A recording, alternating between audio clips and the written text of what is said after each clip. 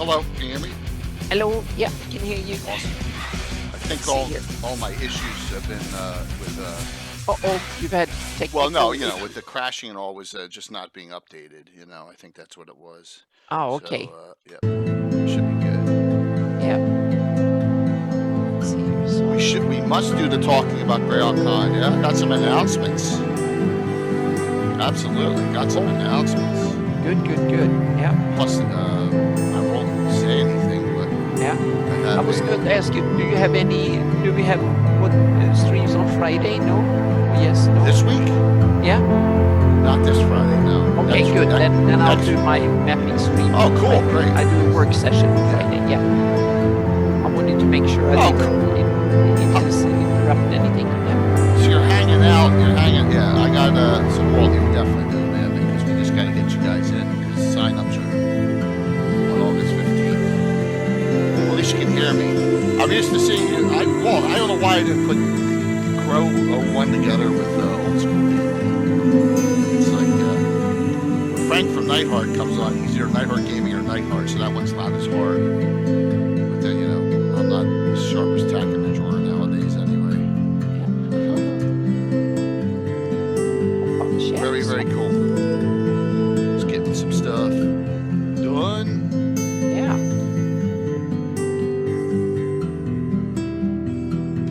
Yeah, so you know me. Sometimes, well, thank you for telling me that. I got to tweak the sound here. I'll lower the music. All right, yeah. How's that, Patrick? I just want to make sure you can hear Anna and me. Mike's not on yet, so. Yeah, I have to say something again, so yeah. Yeah. We can hear me. Yep. I think the Saturday issues. Good. The Saturday issues were all caused by video card driver wasn't updated, XSplit wasn't updated, and Zoom wasn't updated. Hey, what's up, Mike? Yeah. Hello, Brian. Shoot, boy, I don't know. I don't know. Like, that might be interesting, but that would be a tough one for 2 hours because I don't know anything about how to do that. I would love to talk about that for 2 hours, Brian. That's a great topic. Yep. Mm-hmm. And because you have to add both real-world considerations and then put fantasy into it, meaning you have spells and all sorts of stuff. Got a lot of cool stuff. We don't have a topic for next week, so. Exactly. Yep. And I'm going to be doing a lot of road traveling before, like especially on Tuesday. I may even have to be overnight, so coming in Wednesday morning, back Wednesday. So it may be a topic where I don't have to prep much. Yeah, if we did a Book of Vile Darkness, if we ever do the Book of Vile Darkness, I'll have James Jacobs back on. Oh yes, yeah. Book of Vile Darkness is awesome. Yeah. Yes, I love the Book of Vile Darkness and the Exalted Deeds thing. Yeah, that's what we'll do for that. We'll definitely have... Those two are fantastic books. Yeah, we'll have them back on. That would be awesome. I want to go back to 3.5 just for them. So, by the way, if you didn't see, I think I posted it on Twitter. I got my... what's up, Keith?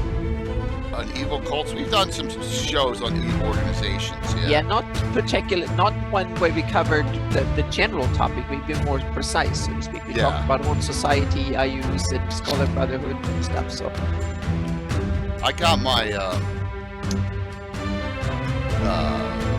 grand box, whatever it's called. So, you know, my room just shut off for Reaper for the con. With all the 3 other boxes from Brian Wynn and all, man. That was what's some great stuff in there. And then I got the Drunken Mermaid from Christine Van Patten in there too. So I got that yesterday. It was good to see that come through.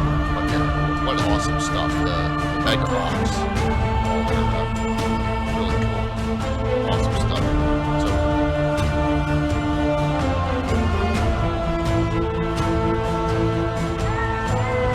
I'd love to do a show on the history of the Temple of Mental Evil. I think that one, Mike, would be a Gavin because I think I'd skew it a lot on my campaign and what happened in it too. Early history. That's a great idea. Here comes John. What's up, John? Hey. Yeah. Good to see you all.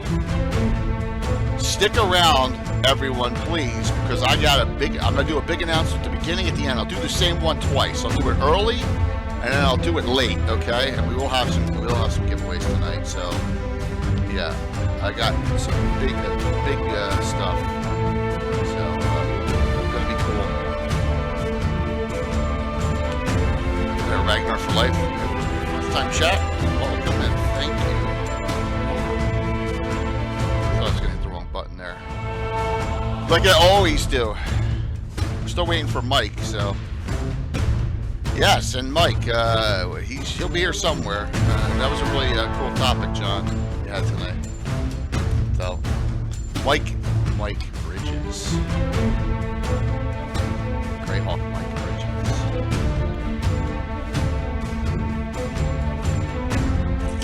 Yes, and Patrick, just note, if you do something off that announcement, the total in dollars is not correct for you, and I will explain.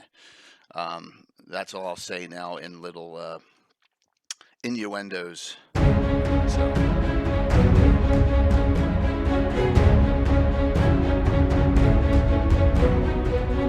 Yeah, Nicoya, that's cool. I don't think that's a Legends of Lore show though. Doing the different game systems, Pathfinder, Savage Worlds. That may be more of a gathering to get other DMs from all the systems on. I think it's a good idea. So, yeah, get Chuck on from Castles and Crusades, but Chuck's on vacation. Let's let him enjoy it.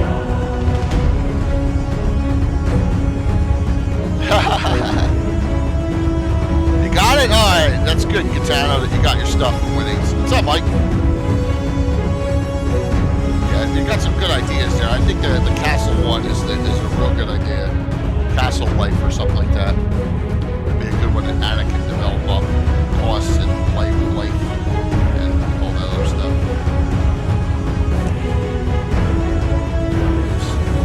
I'm really looking forward to this topic tonight too. It'll be a good topic.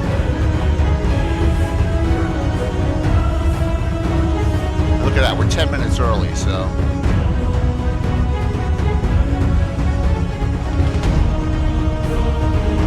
Yeah, like you said on Twitter there, Rob. No, Mike, it wasn't a painted. I gave them out I gave out painted ones almost every time you gamed on a Saturday. So, hey, DM Dave.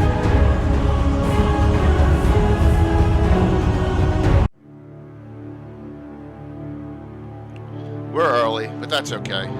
Yes, well, thanks. Half of that is from the raid from John at Blue Box, which we really appreciate. So thank you so very much. But let's, like I said, this is good. I'm going to do a big announcement. Anna was a big part of it too. In fact, we worked into the night last night, right, Anna? Yeah, well, a little bit. Yep. Yes. So, a big Greyhawk Con announcement. So, do that first. Monster talk, monster. Yeah. I also have a little announcement today. It's a little milestone that is very important for me. It's nothing to show yet, but it's a little milestone awesome. that is kind of will go down in my mapping history, so to speak. That's fantastic. Yeah. Yep. And more to come on that part, but that will come too. So it's a big milestone for me. It's one first step, but it's a huge one. So yeah.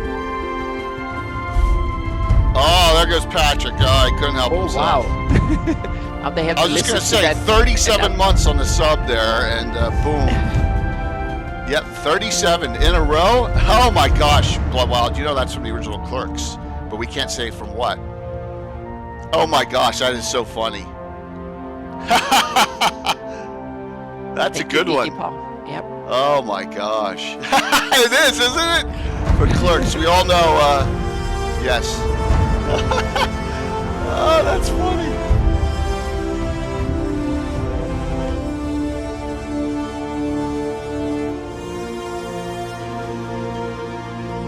You gotta get a hype train. Oh my gosh. That's awesome. right, so we're real early, but we can do these announcements since we got such a large crowd. Let's do that. So Annie, can do your small one first. How's that sound? Okay, sure. Yeah. Mike, you doing good? Mike, you're. Oh, we can't hear you yet. Yep. Can't hear you. No sound. Not yet. Zero sound. No.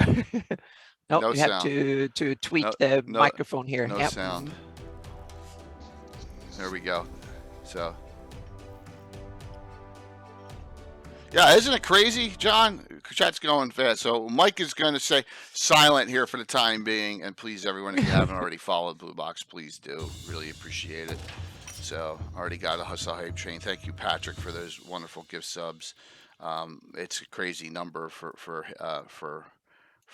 Patrick here, and we really appreciate it. And we're gonna have some giveaways. Well, that Hype Train's enabled us already. So good evening. I'm J.K. Lorgazumba. Mike's having some technical issues, and that's the way it happens. When you do a certain type of sub, Mike, it doesn't come up if it's a prime. It only comes up when the monthly renewal thing button hits. It's really weird. Oh my gosh, John.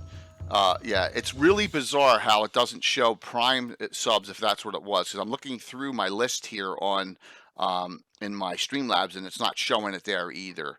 But just know, Mike, I really appreciate it. And wow, John, thanks. You guys, oh my gosh, you guys are insane tonight. Absolutely insane. Mike's trying to get. There we go. Yeah, Yes. awesome. Yes. Awesome. So Twitch is being twitchy, but we're good. So. Let's start the giveaways right up. All right, so I'm going to. We don't have a Monster Manual 2 to give out reprint, but I have some other cool things. We'll let you take your pick. We'll do 2 of these. So here's the one with Fiend Folio, at least in the Monster one. Treasures of Greyhawk, Mordecai's Fantastic Adventure for the first 2. How's that sound? All right. Oh my gosh, Patrick, what are you guys doing? Crazy. Yeah. Crazy. We'll do 2 of them tonight. Let me set that up. It's the beginning of the month. Thank you all. We got some great news here. All right, some great news. But Anna, you said you had something you wanted to share? Yeah, I had a small little thing, and that was one of the milestones. One of the things that I wanted to do I've been thinking of for several years is to start getting my maps into game engines. And yesterday, Linda Booth and me, we did a first try to get my new Shieldlands area map into Unreal Engine, and it's just the first little try. But it very, very promising. The only real hurdle that I didn't know it was possible, and that was the texturing, and that worked too. So that's real promising. So that awesome. So that is really cool. And it's not going to be anything. It will probably be 2 years before we have anything kind of really workable in there. But it's the first step into a new era of mapping, so to speak, to put it in Unreal. And then that opens up a whole new world of possibilities to get it in. And that was in detail. It was the 5 feet per pixel map in Unreal. Yeah. That's awesome. Yeah, wow. I mean, that could be a game changer. Yep, it's a game changer because that opens up so many interesting possibilities for the future. So it was the first tech test, and for being a first test, it was very successful. That is fantastic. So I can't keep track, everyone. This is insane. Thank you. Yep. It's an amazing announcement by Anna. But it's a first little step. Yeah. Yep. So we're doing the Monster Manual 2 tonight. I'm gonna love this discussion. It's not even 8 o'clock yet, and this is crazy. But here we're gonna do this twice. Here's my announcement. All right. So I've been working behind the scenes. Some of you know on like stepping it up for Greyhawk Con. So how do you step it up for Greyhawk Con? And I looked at what Gary Con does to be successful, and what do they have every year? They have custom artwork on a t-shirt, right? For each year. So what did I do? And thank you, and I'm going to shout her out now. Stella Luna has been working behind the scenes with me, really helping me out on this. Hey, Megan, good to see you. And got a big named artist, and if he's a Twitch partner, he's got 30,000 followers, named Carson Wong. And he's been for the last couple weeks behind the scenes creating something to my request in homage to some great old school feel to it. And I'm going to show you on the main screen here what it is. So Anna, and then when we got this, after we got this, then Anna, myself and Josh Pop, with Josh's 2 cents, which we call it, which is good because I like to hear the reality of Josh Pop, what's going on. Work this up, and I'm going to show you the what we got here, and it's called Return to the Moat House. It's really cool, and then I'm going to tell you what we've done from that. So here we go. Here as I switch screens, the shout-outs just keep on going.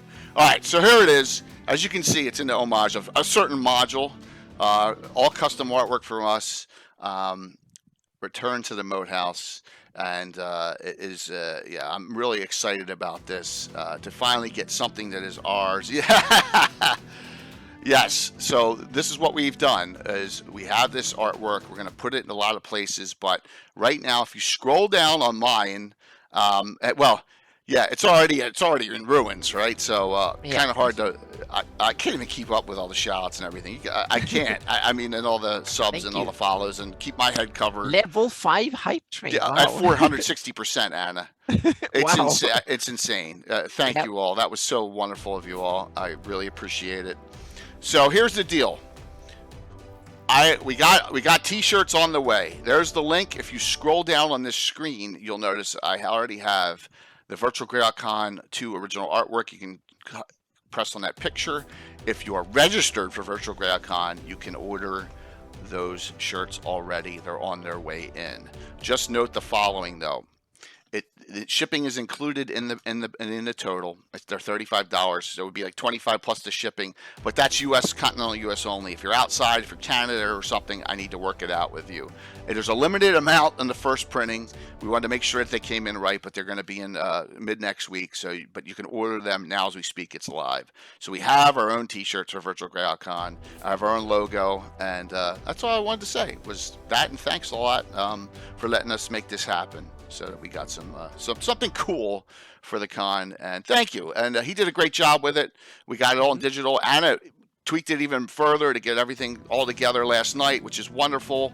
So we're ready to go on this. But that's the dates. If you have not signed up yet, please do. Please sign up. It's $5, plus a $1.13 fee from Tabletop Events. They always get you. I think they'll get you on a convenience fee on the shirts too. But note that we got a lot of events coming, and I just, I'm trying to make this, give us the feel of it's a real con, everyone, so with some great games. Every live stream, Alyssa's watching. Wow. Hey, Alyssa. Every live stream awesome. RPG has open sign up. So if you have your favorite, place you want to be or go or play in, everyone, but the signups are August 15th at noon, so you got to be registered for that. All right. So this is crazy. It's 8:01. So thank you, everyone. And now we'll talk about that again at the end of the night. And I just would love to keep on shouting out everyone tonight. This is going to be a wonderful, wonderful month. Note, Ed Greenwood will be on this Sunday coming up too. So we're going to end this week with the legend Ed Greenwood, Eric Mengi, Anna, and me talking spellcasters. So what a great week. Fantastic. Okay, so Monster Manual 2. Yes. Monster Manual 2. Some really, who? I'm not sure who that guy is. That guy with the beard that looks like Elminster for some reason. Yeah, exactly. Plus, we're working on getting another game set up with him too. So, Mike, first thoughts on Monster Manual 2, general. Like, I know what mine is. Okay, what's your first thought on it? Okay, so in retrospect, I didn't used to like Monster Manual 2. Can you believe that?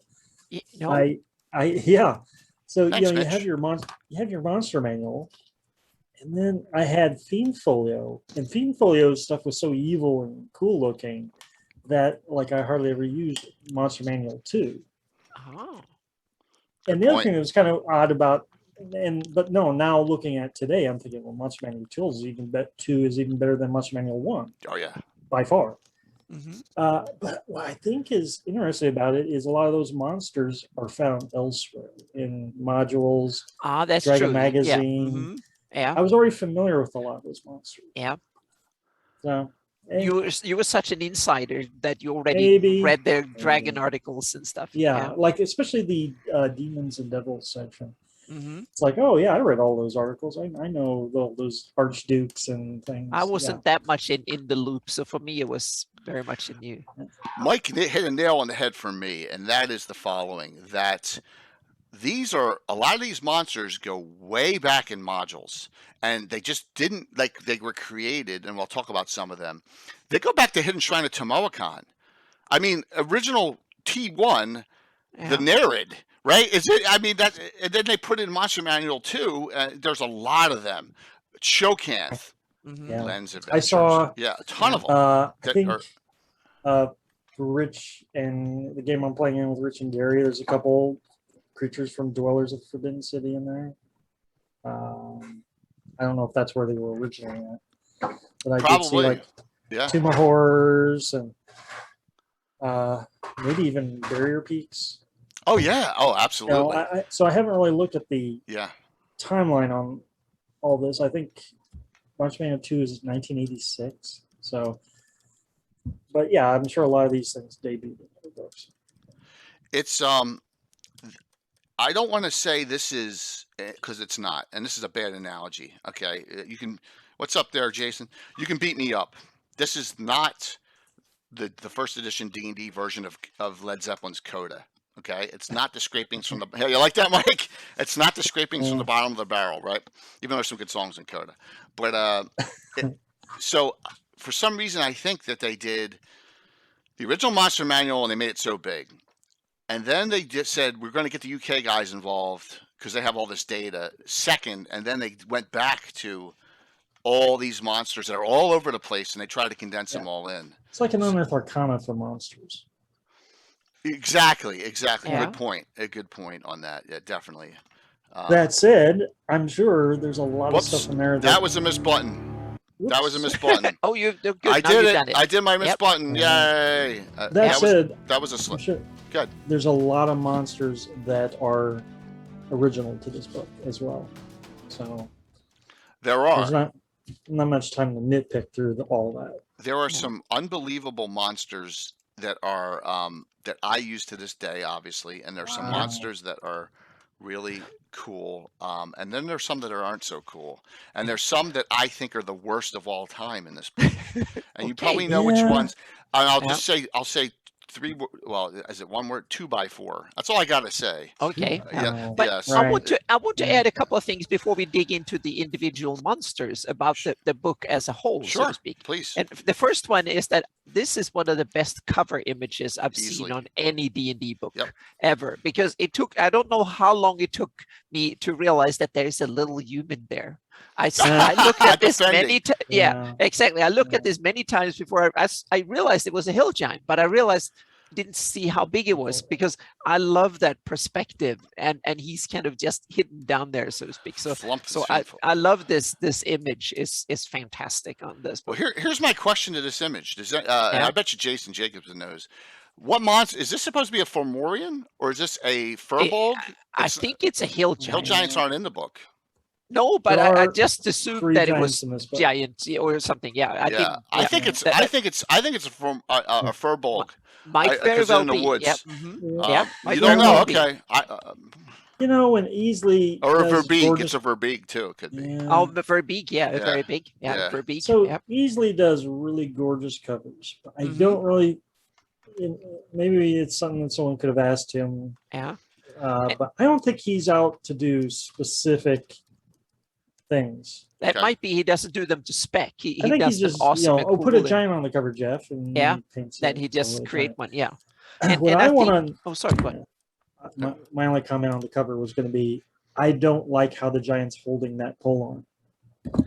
That might be, yeah. That's kind of weird, but it's artistic, cool pose, so to speak. So yeah, but I also think that this was the first book that had this updated logo that I really liked. I think this was the first. Maybe Unearthed Arcana came out and had it before. I'm not sure, but it's one of the early books that had these updated. I know the survival guides have this. Oh yeah, the survival. Yeah, I'm not sure which order they came out. I just it was one of these that the new logo that I really like. So yeah. But that and one of the other things that when it comes to the overall presentation of the book, I like this one way more than Monster Manual 1 and Fiend Folio for the reason that this one gives a more serious impression. It's less silly, less kind of ludicrous things and stuff like that. It gives me, when I just look at the illustrations and stuff, it gives me a slightly more serious, grim and kind of dark and cool.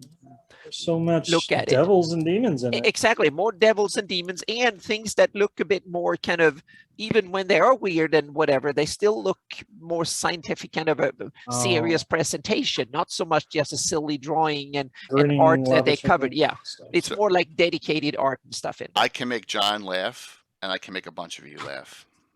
The monsters in here have killed multiple Tim characters. Ooh. And I will share some of them with you. You should love it. You should love it then, for that reason only. Yes. Yes. One in particular is yes. So there you go. Okay. So yeah. We will. So bring out your favorite. And we'll do that as well. I have a lot scrolling through here, but I can go to that other screen anytime and roll through them. Tim's Tome of Foes. There's Gary Julian. Good to see you, Gary. So while Gary's here and hanging out, are you still in California, Gary? He was a couple of days ago. Yeah. Of course, I'm going to hit wrong button here too. Yeah. So please note the following. Here's the Cannon Fire Discord. If you want Greyhawk Online Discord, you got to go to their website, and here is the Virtual Greyhawk Con Discord as well, which will get more and more active as we go during as the con ramps up through the first weekend in October. So how dare you? So let's start there. Tim knows which one I'm going to. So I ran, and you know that I abuse my players, and I try to. So if we go back to a story, Alan had his character named Alan, because we all named our first characters after ourselves back in the 70s. Right. And Alan made Alan's Keep, which was on the western side of the river in Keoland, where all those rivers meet, where Silverwood is, right there. And, of course, I destroyed it in the Wars with the Sea Princes the next year. So, and because of where it was, it kept on flooding, and it kept on sinking, and it was just a marsh area. So Tim was adventuring in there, and he had the following monster. He had Leuven, and this is a do not split the party adventure idea. But of course, Tim has to go off on his own. He's lost most of his characters in my campaign by going off on your own, right, Tim? So there's raises. This character got raised, so we go to K. This is a really, really nasty monster that a lot of you probably don't know about, and it's good to throw out there for those who like to wander on their own, and that is the Campfolt. Okay? The Campfolt, the sinewy mugger. And look, it's not that nasty. Hit die 2, 6 attacks. Yes, 6 attacks. Big news, Mike, is you can see it down low, is that we have T-shirts for Virtual Greyhawk Con coming, and you can order them off of the site, or you can just go down below, and there's actually a picture of the artwork from Carson. Drew it. So the sinewy nugger, the Campfold, originally inhabited in thick woodlands. Here's the thing. So these appendages only do 1 point of damage, but if you read here, once hit by an appendage, the victim cannot escape until the Campfold is slain. What? It hits and automatically wraps them. Yeah. I mean, that's a little overpowered, but I don't care. So a Campfold has 6 appendages of 1 hit. Only the central section of the creature can be harmed. So this is like an insta-kill creature. If you're out on your own by yourself, you're strangled. You're dead. Because you're really in trouble. Nasty. It's yeah, nasty. I would give it, if I translate it to 5th edition or later edition, I would give it a high DC, but it would not be impossible to escape. It would just be difficult, so to speak. So this looks like a dead tree out in the middle. out there somewhere. Nasty. I'm cool. Thank you for this one. I'm going to tweak it and insert it into Yeah, it's only got 2 hit dice, so you can really kill it pretty quickly. Magic missile spell from like a 9th level mage is imagine gonna you kill can it. put more than one too. You can put several of them. Well, it does say number appearing 1. But they're like a plant monster, so that means that there should be more than one. Yes. So, and I guarantee you this is ingrained in Tim's head back to this day. This is the highest level character in my campaign, Leuven. He's like 18th, 19th level. I think he's 19th level halfling thief, straight class. Yes, highest level character in the campaign. He still, he did get raised. They found his body hanging from it. It was, it was glorious. It probably happened when this book came out. Probably happened right after that. So I'm thinking 84. We're in high school still when I used this, and that Return to Alan's Castle adventure. So there you go. Yes, so I know without a forest of them, exactly. So there's my first. There's my throw out there. What a great creature.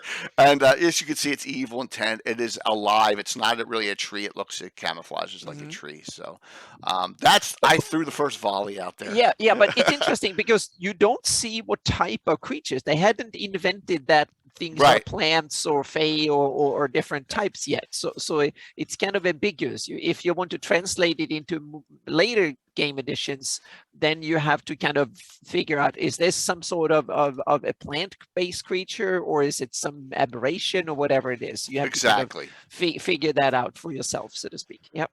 So there's mine. What do you think there, Mike? You got something you'd like to discuss there? And then we'll go to Anna and we'll... So. Well, I'll try to avoid the monsters that may have potentially killed Tim. But I will comment that a long time ago, I allowed one of my players to do a PC of Weemic. Oh, a nice one! I love Weemics. Yeah. In fact, I didn't snip. I didn't snip that pic. Lion Centaur. Let me go to the Weemic. Really grabbed my friend's attention, and I don't even know what rules we used to do it. Truth be told, What's up, they are pretty tough in their own right, but it was a short-lived thing. As I recall, I just popped in my head. That's the only time I've ever used a Weemix was when someone wanted to play a Weemic. So it's not like I ever threw Weemics at them before, and they were like, "I want to be one of those." Yeah. It was just from flipping around through the books, So it says large lion centaurs that roam temperate grasslands. I think Carlos would be very up on these too. They have living groups called prides. And there you go. They don't do a lot of damage. I imagine they're out in the plains of the Paymans or something. Yeah. Very cool. Let me see up top here if there's any more information up here. Yeah, very little. There's Chief. Yeah, it stops there, and it doesn't give you remember, these are all assumed Greyhawk. It's the only setting at this point. I think Forgotten Realms has just come out, if at all. Maybe not even. It hasn't come out yet, So we make playable race for second edition. Human rights. Yep, that's true. Yeah, I think this would have been second edition as well for me. It's Mike Abyssal. Your boy Vital Sign is on. That's Vital Sign. Abyssal INTJ. He's on. And Discord, he's like, hey, Mike's gonna be on. I gotta hang. So there you go. So good to see you back after all this time, man. There he is. Welcome back. There he is. And Carlos, we're just talking about you, man. Saying that you love the Weemic. I'm assuming Centaurs and Weemics and things like that. So very good one to pick, Mike. And this is a good one because it's neutrally aligned, so you can have it negotiate. You can have them work with you. You can have a cause that they're up for. Very, very cool one. Yeah, no, it's good to see the old schoolers participating. Thank you. So, all right. Yeah, which the complete book of humanoids are in there. So, because remember they have all the heights of all the different creatures, and the Weemic's one of them. They're pretty large, actually, 7 foot tall. Okay. So they're considered large class. All right, Anna, you're up. Okay, I want to start at the very beginning of the book. On the first page, there is two monsters that are interesting for two very different. They're this one. They're both fish monsters, and the aboleth and the afank. Yeah. And I don't know if I pronounce afank right, but it's both of them are interesting because they're fish monsters, but they couldn't be more different if there were fish, so to speak. One is the aboleth. We know that the intelligent super race from the underground or the in the sea, whatever. So there's very interesting. You can have it as I want to see it. I never used it in my campaign yet, aboleths, as far as I remember. Maybe early on I used it without really knowing what it was, but because we always experimented on things early on, and I didn't know what I was doing. But I want to see if I can introduce it as one of these ancient intelligence, meaning it might have been having culture and been smart and intelligent long before there were primates or something. I don't know. It's one thing. I want to dig into the aboleth in the future and see what I can come up with kind of cool to introduce it. So but I think it's really cool to have something that is a true alien monster that still feels like it could be inserted live in fantasy. So Jay, two things. Gary Bullion just Zeb Cook made the aboleth, which is cool. Okay, cool. And two, Tim is correct. It's the major baddie in Night Below. Mm-hmm. So there you go. So it is an iconic monster that I think is both alien and good fantasy in one, so to speak. So it's good. The other one, I think it's kind of cool. It's a monster I missed, and now when I studied the monster manual, I started opening on the first page. I found this. It's a very, I think, an interesting monster, and I wouldn't even call it a monster. This, I think, it's more like a natural animal. It's a fish that can breathe air or water, and it's 50 feet long. So it's a big damn fish, so to speak, that really it's 50 feet long, and it's one of these surface feeders. So it can go around and it can whip up a frenzy and a world storm, so to speak, and sink even ships. So if you read the description, it's one tough big fish that can do a lot of damage and even sink ships. So I'm not sure if I translate it into my campaign that I want to keep it that nasty. I might make it slightly smaller and a little bit lethal on its own, but keep the idea of having it as a surface feeder. But then introduce them in groups, and they hunt things on the surface as a kind of a thing. And since they can breathe air and water, they can also be expert at beach hunting, so to speak. This is like that lung carp almost. Exactly. But it's 50 feet long. Exactly. It's 50 feet long. So it's kind of, me neither. I never used it, but it's kind of cool. And I want to tweak it in and say that it can hunt on the surface, and then it might also be able to hunt on beaches and stuff, because it has these fins can be sturdy, so you can almost like walk on, and it can simply come up. If you walk on the beach, it can come right up and grab you, so to speak, or something. So it's kind of the Afank can beat up the aboleth. Yeah, in a way, yeah. But it's interesting. You have two fish monsters. One is very natural apart from its size, and kind of more like I would call an animal with special abilities. And the other one is a kind of a race with all sorts of magical and possibilities and culture and everything. So yeah. So I think it's even on the first page of the monster manual too. There's two monsters that I think could be interesting and useful in very different ways. It's good to go through this because, hey, I just pointed out the camp to everyone. You just pointed the Afank out to me. So that's it. Can you ride it? I imagine that Aquaman, if Len Lakofka's deity was around, you can have sea druids might be able to charm it and work with it, and other sea creatures that can be. I would treat it as an animal, so to speak. Yeah. I would treat it as an animal and not monster evil or anything like that. That was a joke. It says neutral evil, but I would probably treat it more like a big fish that has certain feeding habits and go with it. But you can make it into a monster if you like. Yeah, it has low intelligence, which means it's not just a fish. No, but they're fairly smart fish. So I would put it on the smarter fish, meaning it's can feed on various be kind of. And you said multiples again. This isn't a number appearing once. So once again, Anna's taking that. I would make it slightly smaller. Let's make it 20 feet and make them group of like 5 or 6 or something like that. And then they can create a whirlpool and stuff if they're many of them, so to speak, and not so nasty by themselves or something. But you can make them really huge sea monsters, like 50 feet too. Yeah. So very good. And yeah, that started appearing, that kind of terminology, neutral of evil tendencies, meaning it has vile intent, John. Some in Fiend Folio, but a lot in this. So evil fish. All right. I'm going to just jump right to the chase here. So we all, and I'm going to piss Gary Julian off. Gary hates Expedition to Barrier Peaks. But you got to admit, some of the monsters in there are fantastic. And I'm going to go to the one that you're not expecting. The Veggie Pygmy. Oh, yeah. But you've used them fairly recently. Oh, yes, exactly. Yeah, exactly. I love Veggie That's what I Pygmies. remember, yeah. Yes. Yeah.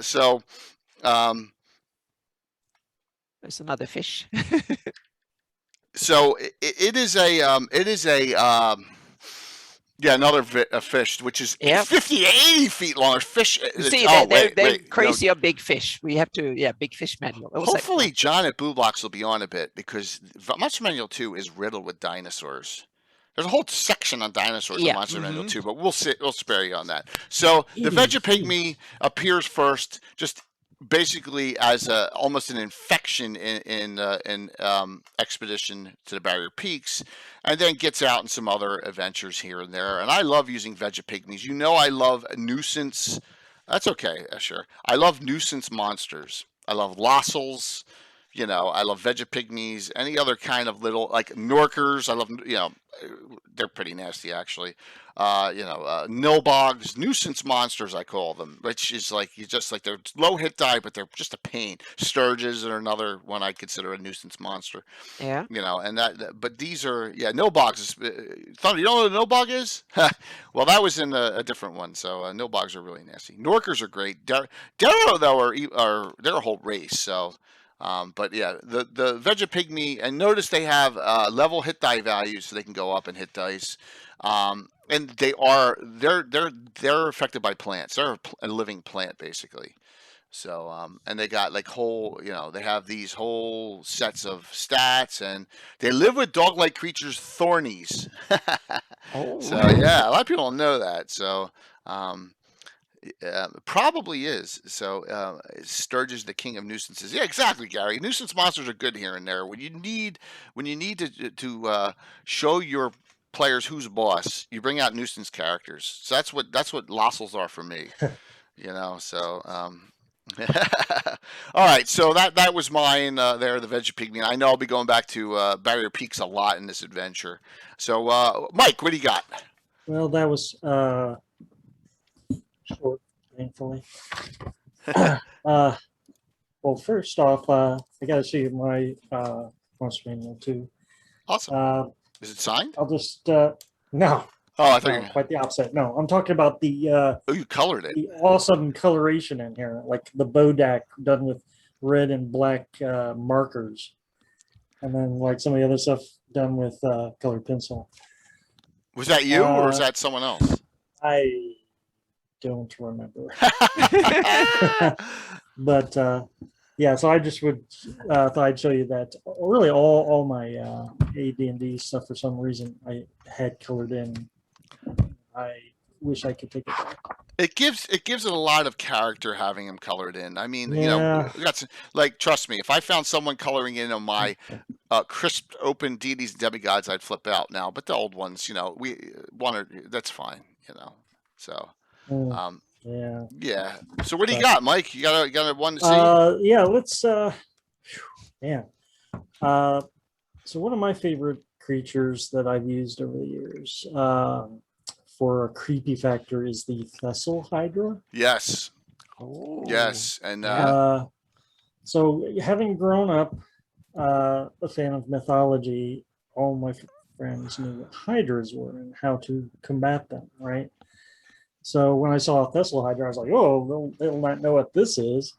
It's just a strange enough twist on a common monster that it definitely made for some interesting boss fights. I had a homebrew castle that I had made a long time ago on the Woolly Bay, and I put one of those in the basement.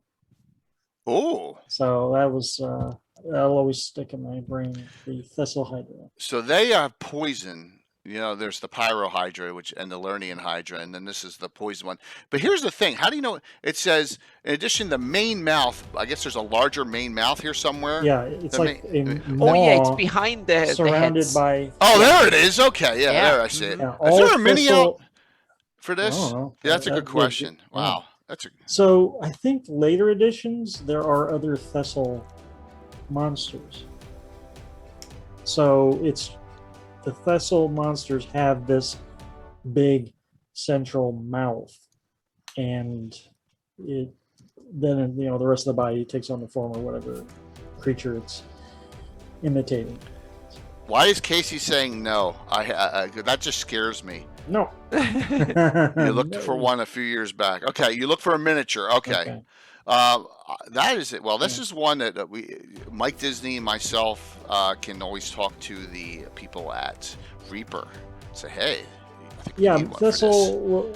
Vessel the Lich Vessel was a mage had made a monsters. Okay. cameo in Age of Worms. He's in the Bandit Kingdoms. Yeah. And he creates these Vessel monsters. Mm-hmm. Cool. Yeah, exactly, Gary. Vessel Flump. So the Vessel Flump, oh, cute. It's a cute little flump. And then this big mouth opens up. That's Vessel monsters. So who came up with that idea in Age of Worms? Was that Jacobs? Whoever did the module, the one where you fight Dragotha in the Rip Canyon. Oh, that's Sean Reynolds, isn't it? It's like Bruce Cordell? It's like the next to last adventure, I believe. We need a Kushi mini? I thought we had a Kushi, Bill. There's a Vessel Hydra in your newest module. Awesome, Carlos. Hey, Carlos, feel free to link it. Is that the one from Patreon? So we'll do some shout outs here or there. That'll take you to the site, to Carlos's site. Now my shout outs stop working all of a sudden. Here we go again. So, there it goes. So this is a good one. Plus, other hiders don't have tail attacks, right? That's true. Yeah, there's a pincer yeah. on the end of it. Right. It's like a Swiss Army monster in a way. It's like No, Mike, I was just saying there's no mini of the Vessel Hydra at all, and Reaper always maybe Bone 6. This would be a good idea. Mm-hmm. Or maybe Christine, Mike. This would be a good idea, a good mini. Yeah. Yep. So very cool. Cloaker was a tough monster. Yeah, definitely. There's a lot of good ones here. So great one, Mike. Thank you for that. Anna, you're up. Oh yeah, I'm staying on A here. I'm just going to the next page here. I'm going slow and steady because there's a monster I just have to include here. One of my absolute favorites, and that's the Annies. Oh my gosh, yeah. Yes, I love my hags. I can't resist my hags. I think it has something to do with my gender or something. I can't resist these hags. They are just hags are in this as well. Yeah, so and Annies is one of the favorite. It's the more brute of the hags, so to speak. George. And when I had my back into 3.5 days, I had players who got really up there in level. I threw on some barbarian levels on my Annies, and damn, that made them brutal. So if you want to, if you have like 15th level characters or something, 2 or 3 a coven of Annies and hags, and put a couple of barbarian levels on them, and damn, they could take on almost anything. So they're fun, and you can kind of, and especially in COVID, and you can make them dumb idiots, so they can, even if they're super brutal, you can fool them, and so on and so forth. They can be. It's a monster that you can outsmart easily, but if you screw up, they can be really nasty, so to speak. So, well, they're giant size to begin with, right? Yeah, they're large, and their claws they're do big. Crazy. Yeah, exactly. They're super strong. So if they get a hold of you, you could be and if you, and that's the other one. Don't split the party. Don't end up against an Annies by yourself, because if you lose and that one get a crit or a hold or a grapple or something, you're toast. So that's it's one of these. I'm going to show my childish nature. We all thought it was cool to say it, and we called it there's something different when we were kids, with the A sounding a little bit more. So but I think it's one of these can be fun monsters and annoying and terrifying. Let's in a way. tie that into this that begins with G for you, and Okay. that's the green hag. Yes, exactly. So here's the green Yep, hag. the green hag is in there too, so that's good. Yep. Yeah, which kind of goes with it. Yep, I love the hags. Yep. I did it in the Shieldlands. I did an adventure, if you remember, with a coven of hags, of night hags and green hags and anises. Yep. Probably like 4 to 6 months ago.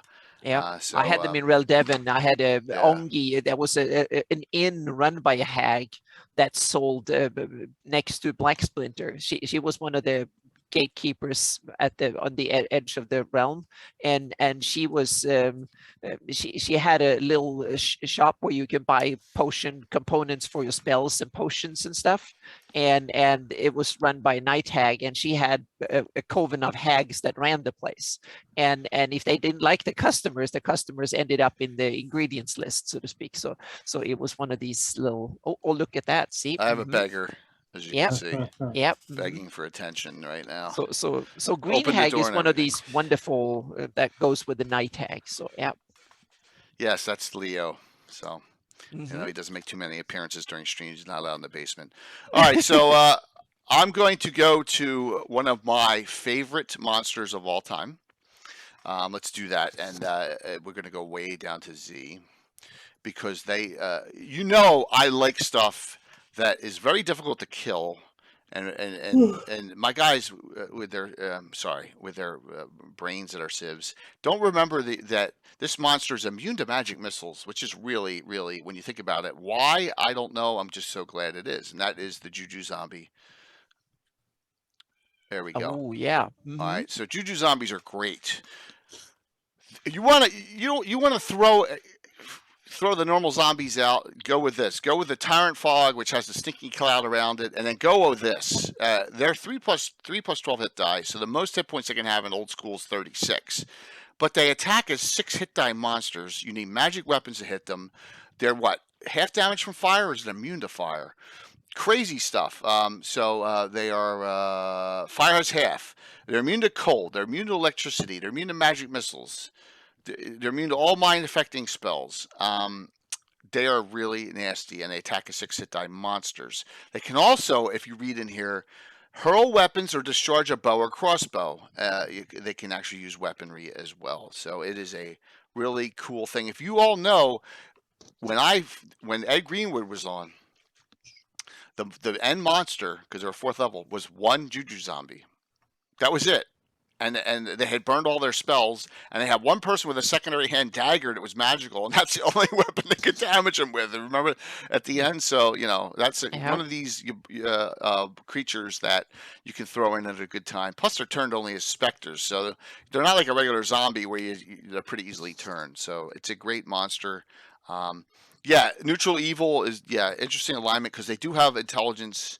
They are, I'm sorry, not sure if they have them in 5e. Thunder, what I would do is I would convert them from 1e, 2e to 5 then, because they're awesome. Juju zombies are a fantastic.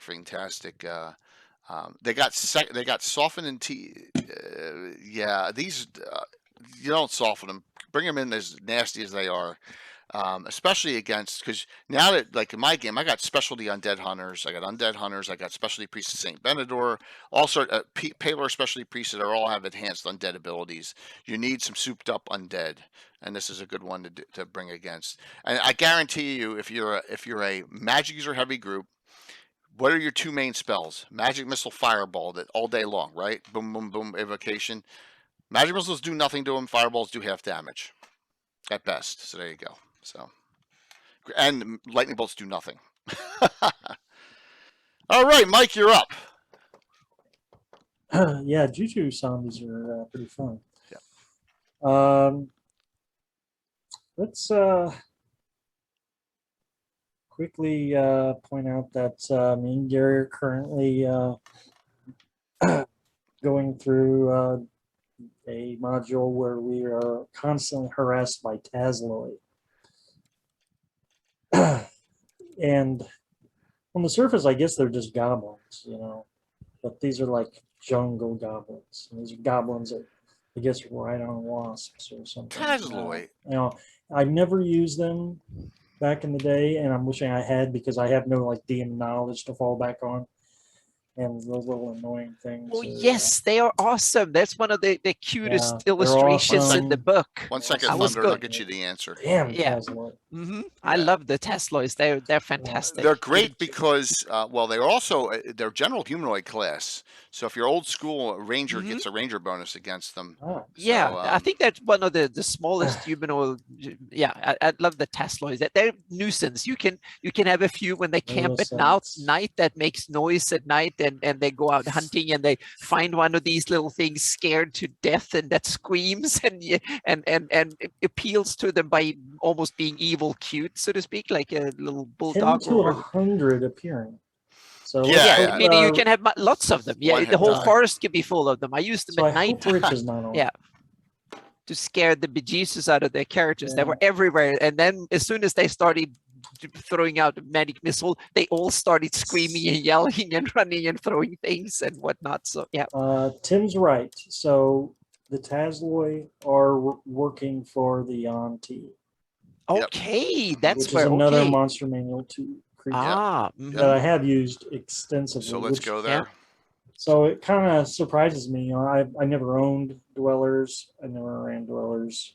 Now I'm playing in it, and I never put together the two, Tasloi and Yanti, working together. It's been quite an experience. Yeah, Gary, they are a nuisance monster, one-hit die goblins, but they are more of a jungle type, goblin, right? So jumping over to the those guys, I like that in Monster Manual 2 it has this like little random chart that you can like mix up, so like they're different once you encounter just by the body configuration. Then later editions, they actually turn that into a cultural thing like abominations and whatnot. Is by doing the different. The snake-headed ones are this. And these are pure blood. True. Well, that's in so many varieties. In Scarlet Brotherhood, right? There's a lot of them.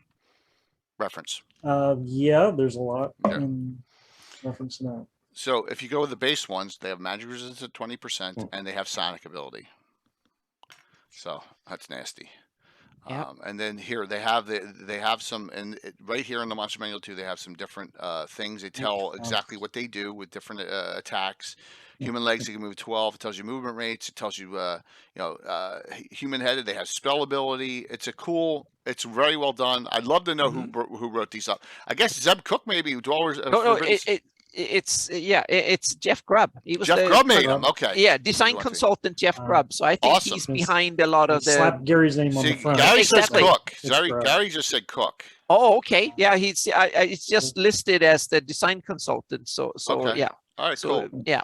Project coordinator Marlene Weigel and design consultant. Well, we'll ask them. So Gary says that they are Yanti or classic. Well, they're not classic enough that people are wanting to make player characters out of them, though. Yeah. Well, they're inherently evil too, right? I mean. Well, so we're a lot of player available races used to be that way as well. True. But these are cool. They are bred as abominations. Yeah, that kind of leads it to So very good one, Mike. We're right here, so let's go to this one. Yeah. So Yoklol, did I say that right? First appear in Q1. That's what I would guess. Not D3, right? There aren't any in D3. I think it's Q1 they first appear in, and I love them. Now, I'm going to say something that you're all going to hate me for. I loved it when the Yoklol rips apart Wolfgar and takes him to the abyss. But, of course, he comes back in the R.A. Salvatore novels, like everyone comes back. Sorry, R.A., if you're watching. But I love that. I love that Yoklol did that in that book. That was great. So, but the Yoklol is another one, that appears in Q1 and is nasty. And their form is a human or elven females, armor class 10. But then when they go into this other form, they're -10. And yeah, it's a demon. This is an actual demon that serves Loth. And they have innate stinking cloud, which is always nasty. A lot of cool abilities, and they should be very tough to kill. They also have cell adjustment innate, which means they can heal themselves with psionics pretty quickly. So I wasn't Salvatore hating, John. I was Salvatore busting. Okay, just because I remember that scene specifically where Wolfgar gets taken to the abyss from one, and it was an actual yokel. So I'm just being a smart ass like usual. So there we go. Yep. Nothing wrong with those books. Drizzt an awesome character. There, I said it. I said it just to smooth things out. Oh here. yeah, but I think they are good books. Yeah, yes. definitely. Hey, we you never know. There may be a spellcaster or two in those R.A. Salvatore books that Ed Greenwood may discuss on Sunday night, right? Yep. So so note that Ed said, I talked to him via Discord, he's studying his ass off to remember all the stuff he's done in the last. So we may not get him to shut up. So just note that. That would be awesome. Yeah. All right, Anna, pick one. Okay, yeah, I love my dragons, and there is an interesting dragonkin kind of thing, and that is, and I'm going alphabetical here, so we have to go back to page 18. There is the Bahir, and it's kind of one of these kind of almost dragonkin. I want to put it in the dragon. Yeah, it's kind of a centipede dragon kind of kin, because it has a breath weapon of sorts, and a little bit of intelligence is low, so it's one of these dumber creatures on that scale. But I want to have it. I think it's one of these kind of interesting. You can have it as kind of an animal monster kind of thing, and random encounters and stuff like that can be interesting if they're out in the wilderness and you want to spice up things. So Bahir is one of those guardians in Shokanth. They swallow whole. They come up on their legs and they get so many attacks. Now I think personally they should do more damage, so I've made it. They do. Yeah, you can beef them up a little bit, and they also have feet that are dragon feet, meaning they can manipulate things to some extent and stuff. So they can become more interesting as monsters that way. So note this. So we're talking about minis. The D&D mini, which I have, that blue mini from the 2000s, from the Dungeons and Dragons ones, the most valuable D&D mini that there is of the Bahir, because I guess it was a rare print. I know that, and like that one of the Baylors that they did. So it's a real hard mini to get in that plastic. So it's one of these dragonkin. I want to make like a development tree and related tree of all the different types of dragons, and I would put the Bahir in one of these kind of arms of the dragonkin tree, so to speak. Give me 10 seconds here, and let me see if I can find it in my module cover listing here, and it should be able to. Isn't it great when you figure out you know what you're doing half the time, but then again, By the way, so you all know I had a lot of issues on Saturday, and I think it was, and I apologize, I think it was my fault. I think that I had a combination of not having my XSplit, my Zoom, and my video card drivers updated. I think that's what the problem was. So there it is. Yep. Yeah. There you go. Bahirs are what I would. There you go. Stuff like that is what I would use when I didn't want to throw a dragon at my friends because I'm too cheap to give them treasure. Yeah. First, they quickly figured out that I'm pretty sure this is the monster that they figured out. Well, I'll just cut open the monster and find the treasure. Yeah. Well, Casey, I'm talking about playable small size ones. I'm not talking about the monster ones. Yeah, I'm talking about the regular size ones. I'll show it to the Arc Lightning and character faces that make that cover. Yeah, it's this is another Otis cover. Yeah. Yeah. Very classical. Yeah. Yep. So just wanted to show that with everyone. Shokanth, number two module for me of all time. Number 1 for Carlos of all time. Just so you're aware of that. Very, very cool. A lot of people go, "Oh, it doesn't make any sense. It's not supposed to." So what's guarding stuff? Oh, it's not supposed to. If you haven't run it once in your life. Run that in Tharizdun. And Carlos recommends running Tharizdun first. It kind of makes sense. So that it's a prequel to Shokanth, but they're both fantastic. There goes Gary. Gary, it's okay. We can agree to disagree. Yeah. So definitely going to agree to disagree on that. Okay. So you have a ton of trolls in Fiend Folio. Too many. All different sorts, which are cool. But you have one in here. And this one is a vital one because it's really multiples. And that is, and it's under troll, but it's actually here Scrags, the Scrag. Oh yeah, okay. that was Scrag. on my list too. Yep. Yeah, It's so awesome. it's in here, and you got a you have it, and once again, why do they have less? Like one has less, one has more hit die. The damage is a little different. This creates a little bit of confusion. I say, if you're not worried about that, keep it the same 5 to 8, 5 to 8, 2 to 12 damage, whatever that normal trolls do. I mean, go for it. I want to say that the ocean version, the saltwater versions are bigger. I guess they go with crocs. The saltwater crocs are among the biggest. So yeah, it makes sense. So it's another monster that it's cool. Awesome. I love every troll. Water trolls are great. I mean, think about it. How do you fireball in the water? You know, and then then I get the argument. Well, lightning bolt creates fire effect. Well, lightning will damage them absolutely, but you really got to go with the acid route or some other type of damage at that point. So, and then again, they're going to regenerate into water. So, it's a cool monster, and I'm glad that they brought it up. And I don't know where they first appeared and what module. Does anyone know that? I'm in a blank on that. They've been described early here and there, I think. So maybe in one early Dragon article or something like that early on.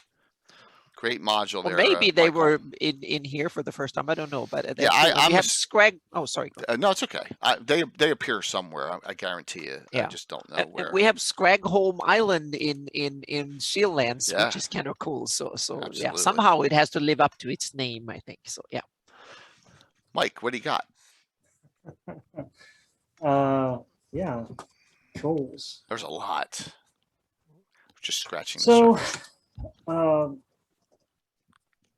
like to quickly point out that this book has a really good index in the back. And also, one of the I mentioned a couple times that there's a lot of demons and devils in here, and we could do an entire show just talking about the Dukes of Hell or the Archdevils and demon princes and all that fun stuff. But one creature in there I always thought was fun was the Hordling, because there's all these charts, much like with the Yuan-Ti. There's charts on customizing your Hordling, so it's like, you run into 3 weird demons and you roll up some crazy configuration of arms and legs and whatnot. When I was young, the Hordling confused me a lot on how to do it, right? It's and I'm totally with you. I was enamored by the chart. Yeah. And so what page is the chart on? Really Hordling. Hordes of Hades. Yeah. So I didn't understand. Oh, what was it in DMG? The Hordlings table? Really? 75, page 76. Oh, okay. So it's right. It is here. All right, there it is. Oh, yeah. Duh. All right, here you go. Oh my gosh, it's right there. Big, extensive chart. Oh my gosh. So I'm thinking this chart's extensive. These things must be important, right? These must be something I need to use if they went that much trouble to create these charts. Yep. Because back then it's all about the charts, right? Oh yeah. Someone loved them. Someone used them a lot in their campaign to make this up. Yeah. That's right. They're in the team guide. Yeah. Anyone know who is responsible for the Hordling? That's a good one. And what adventure they appear in, if any? Ooh.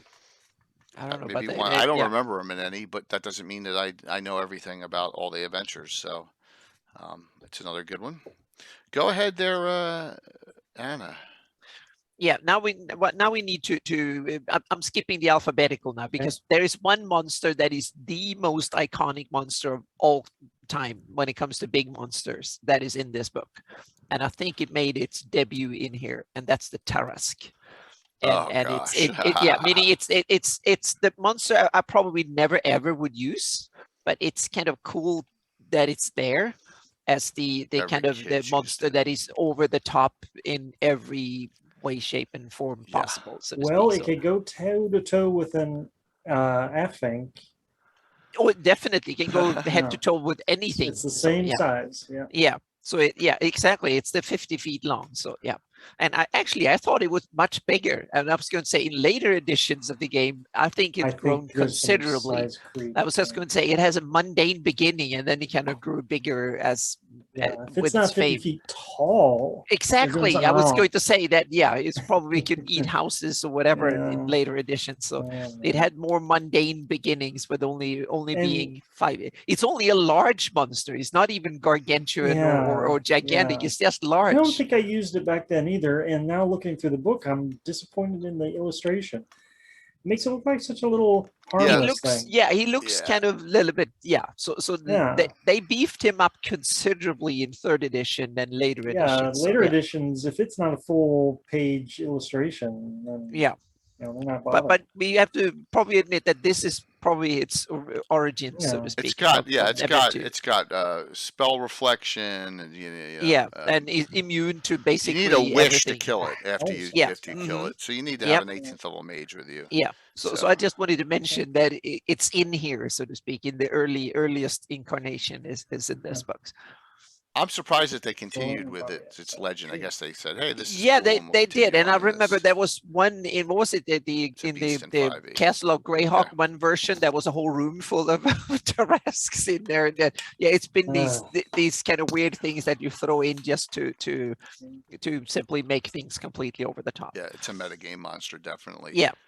And especially in later editions, but it had more kind of humble beginnings that I think is cool. So that was one that I just needed to mention it that it's here. Yeah. See you, Armin, and hopefully we it's how many days? 11 days till signups for Greyhawk Con. You got 2 adventures at midnight.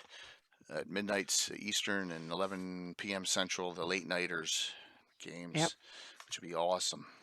So. Bill, the Master Crafter, brought up another zombie, and I want to explain why the monster zombie is nasty now. So, with the Necromancer we have in our game, you can take corpses of hobgoblins and bugbears and all, and turn them into monster zombies. There's an animate monsters spell that's available. So, and the armor class isn't that good, but their hit die is high. And they move like zombies. So they move slowly, but look, they do 4 to 16 on one swing. It's a good way to chomp up your characters. What are they turned as? They're turned as gas, so they're not anywhere near as powerful as a Juju zombie, but it's a cool option to have, especially if you've done an entire army. You killed up a bunch of hill giants or whatever, and you get them, and you just can animate them all. It's pretty cool. Is that a bugbear zombie? Yes, it is. Yep. Like so they gain hit dice basically. Yeah, above and beyond what they had as alive. So gnolls are good for this. Bugbears, lower hit die. Ogres are real good to do that. Yes, they are, Thunder. Yes, they are. So here, we'll do that for you, Thunder, since you just stated that. So let's go up here, and this is something that you could say, well, Marquesa had a lot to do with in some bizarre way. But they're a race onto themselves now, and that's the Mongol Man. Thanks for bringing that up. So we'll go right there. Oh my God, my eyes are gonna burn for that section right there. Mordrons, please. Oh my God, that's, like I said, that's the worst in my opinion. But some people may. Here's the Mongol Man. The hit die varies and all, and they can have all different sorts. It's kind of like a hordling almost. Yeah, so Calstef says these are another Zeb Cook monster from I-1 Dwellers of Forbidden City, which is cool. Yep, we ran into those too. When I saw the illustration, I'm like, oh, well, those guys are harmless. Look, he's smiling. Yeah, but they are lawful neutral. Why are they lawful neutral? Which is kind of a bizarre alignment for them. Yeah, it is bizarre. So it says they live in areas with large mixed populations. And they, it doesn't say why. They want to be accepted. Yeah, I guess that's the reason behind it. So, Mike, what's wrong with Modrons? There's a lot of things that are wrong with Modrons, but They think fit the in Planescape. illustrations. They fit in Planescape. Yeah. Well, They're if not a you want to Greyhawk go, monster. So do the go demons bonk, and devils. yeah, if you go bonkers on the on the planes, that there needs to be a place where they are. I agree, but I don't want to go there, so to speak. Yeah, And they never follow ever. rules. Yeah. I was just going to say the illustrations leave a lot to be desired. Mhm. I prefer mechanical Modrons to Yeah. whatever those are. Yeah, the pure geometry like All that. right, is let's kind of go not- there. Here we go. So, yes. So, yeah. I mean, this is just like here's the base Modron, and then I get attacked by a 2x4, right? Oh, okay, that's your 2x4. Yeah, that's my 2x4. I'm like, it's a board. Yeah, with wings and yes, it's not good. The it's- mechanical ones are an improvement, I think. Yeah. In a D&D universe where there are multiple planes and realities, there's going to bound to be creatures that are geometrically shaped like that. Yeah, if Just you read- believe in the multiverse Sooner that or has later no that end. We do then, that. yeah. Cartoon They're stray. Modron. Sorry, I just wanted to knock the swear off. That's okay. Yeah. So first Modron is D&D was a river deity, official module from Judges Guild. Well, that's okay, man. It's no big deal. Things happen. Not a problem. So hey, whatever. You know, they are what they are, and I can see them having a great place in Planescape. And I know everyone loves that Modron March Mega Adventure. Great. Never own that. Good for Planescape, not Greyhawk. Okay. Oh man, I can maybe 3 or 4 years from now you'll be running that on. Wait. Bad module night. Sure. I gotta share this. Fun fact: my brother once called our mom a base Modron, and she lost her mind and yelled, "Don't call me things that I don't know what they are." That's awesome. That is awesome. Man, that's a great. Oh, Dale, that's awesome. That's cool. That's yeah. a good one. Yeah. Yes. So somewhere, but not in Greyhawk. No, I mean if I'm opening a gate, I'm not opening a gate with Modrons. I'm opening a gate with lemurs or something. I will use them as a nightmare monster that you could dream of or something like that. And, What and if instead of like those ether monsters destroying the Duchy of 10, a bunch of Modrons have showed up and fixed 10? Yeah. I see that I would have had respect for, especially with them drinking those shots that night. Yeah. I would say, "Hey, let's do this. Let's bring Modrons." I mean, that would have been cool. Yes. In fact, next time I'm going to suggest that to them. Say, "Hey, can we have a redo and see what happens?" Our updates on the fiends are Yes, they our are. best things in the monster. Oh yeah, there's some really good ones there. So Mike, we'll go to that, Gary, in a second. We'll go up to all the demons and devils and demodons and daemons. Okay. Yeah. So what would you like to do, Mike? Well, we talked about the Tarasque, which I was avoiding because I thought that was one of those Tim killers. No, I've never used a Tarasque in my game. It's one I've stayed away That from. would still be lame. Says Gary. Sorry. So here's something I don't really know much about. Never read the Gord novels. I know it was a topic on stream recently, but Cat Lord's in this book. Yeah. Yes, it is. And I'm sure the placement of the Cat Lord maybe was the tie-in with the novels. Is there a timing here on the? At least I think Gary was working on the Gord novels when this came out. I never used Cat Lord. I didn't understand what. Again, clearly it looked like a character that's important to me. It's an 83, so yeah. So Gary Because was still apparently around. there's other animal lords, and Carlos would probably know more about this than me. But the Cat Lord specifically, is the front and center example. So I thought, well, this is an important character. And I never owned the Gore novels, so I didn't know. Yes, there's Cat Lord in the Gore novels. Definitely, yeah, absolutely. Yep. So Cat I Lord's figured maybe it's a tie-in. And Carlos uses them in the Cheetah fundraiser. Yeah. Yep. So there's the Cat Lord, and it says right here at the very last line, it says the Cat Lord's only known friend Zanye. Is the deity Zanye. That's cool. Yeah. See, that's how many Zanye mentions are there in all of Greyhawk? Probably that one. Right. Outside the box set. So no, that was more of a comment. It's a cool one though, man. Cat Lord, but I love the art, and art's awesome. Could recognize immediately it was supposed to be an important character in Greyhawk, but I just never knew how to use it. Right. Okay. So cool. Anna, bring up one, then we're going to go and do all the Infernals. Yes, good. So I'm going to take one that is not the one of them because it's good that we kind of jam them up together. But I love Fae and I love dragons. And here is the Fairy ultimate dragon. monster that is the combination of Fae and Yes. dragon, 'Cause the there's a lot fairy of Fae dragon in and this elves. book. And yeah, I Yes. just love it. It's been one of my absolute favorite monsters of all time. And it's It should also a be good under- creature, whoops, and I'm it's going a all over the place, sorry. mischievous kind of awesome It is a monster. good So illustration as well. yeah, it's Yes. the illustration is kind of, I've seen better, but I must say it's good. It's good. Yep. we It's, go. yeah, there you go. Yep. So I one mean, more as time. black and white illustrations go. I think that's- Edwina is a pseudo dragon, not a fairy dragon, correct? We went over that before. I think- Jalarzi's is a pseudo, not a fairy I dragon. think so. Yeah. Those are interesting because the pseudo dragon is just a tiny little cute dragon. The fairy dragon is a different beast. It's a true dragon in that it ages and it gets better and it has all the hallmark of the big ones. See you, Gary. Except that Plane's taking off for Gary. tiny. Yeah. And Have a safe it's- trip.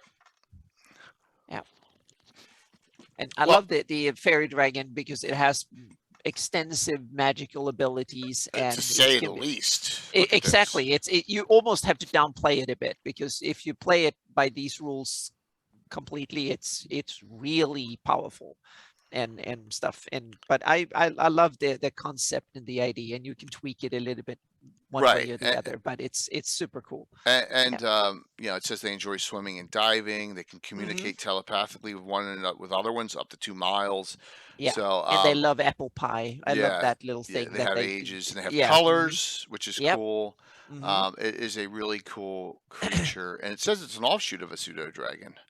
So Yeah, magic it's use got- is 100%, by the way. Yeah, all yeah, of but them are I don't see spellcasters. them as offshoots of pseudo dragons, but it's different. So Okay. and I invented the evil twin of this, or the evil cousin of it, the Hag Dragon or the Oh. Dark Fey Dragon. Yeah, that I kind of, and I Huh. know Joe Block has made a version, a Dark Fey kind of version of this one too, and I call it the Hag Dragon because if the Fair Dragon hangs out with the good Fey creatures, the Hag Dragon hangs out with anises and night hags and stuff like that. So I made them, and it looks a bit more like a bat with bat wings and stuff. So I'll Well- see if I can make a really good illustration of Nice. That'd be that. cool. That is for my campaign. That is the evil cousin of the fairy dragon, and it's equally powerful. So, very, yeah. very cool.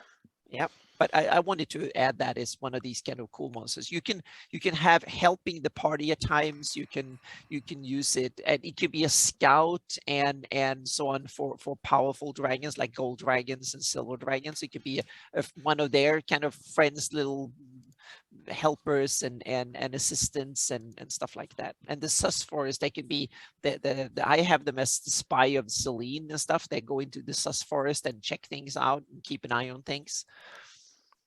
Awesome. Yep. Wanted to say thank you. We already have 3 T-shirts purchased. Oh, I checked on tables. So thank you, Mitchell, which is, I know, Zombie Mitch. I have your address.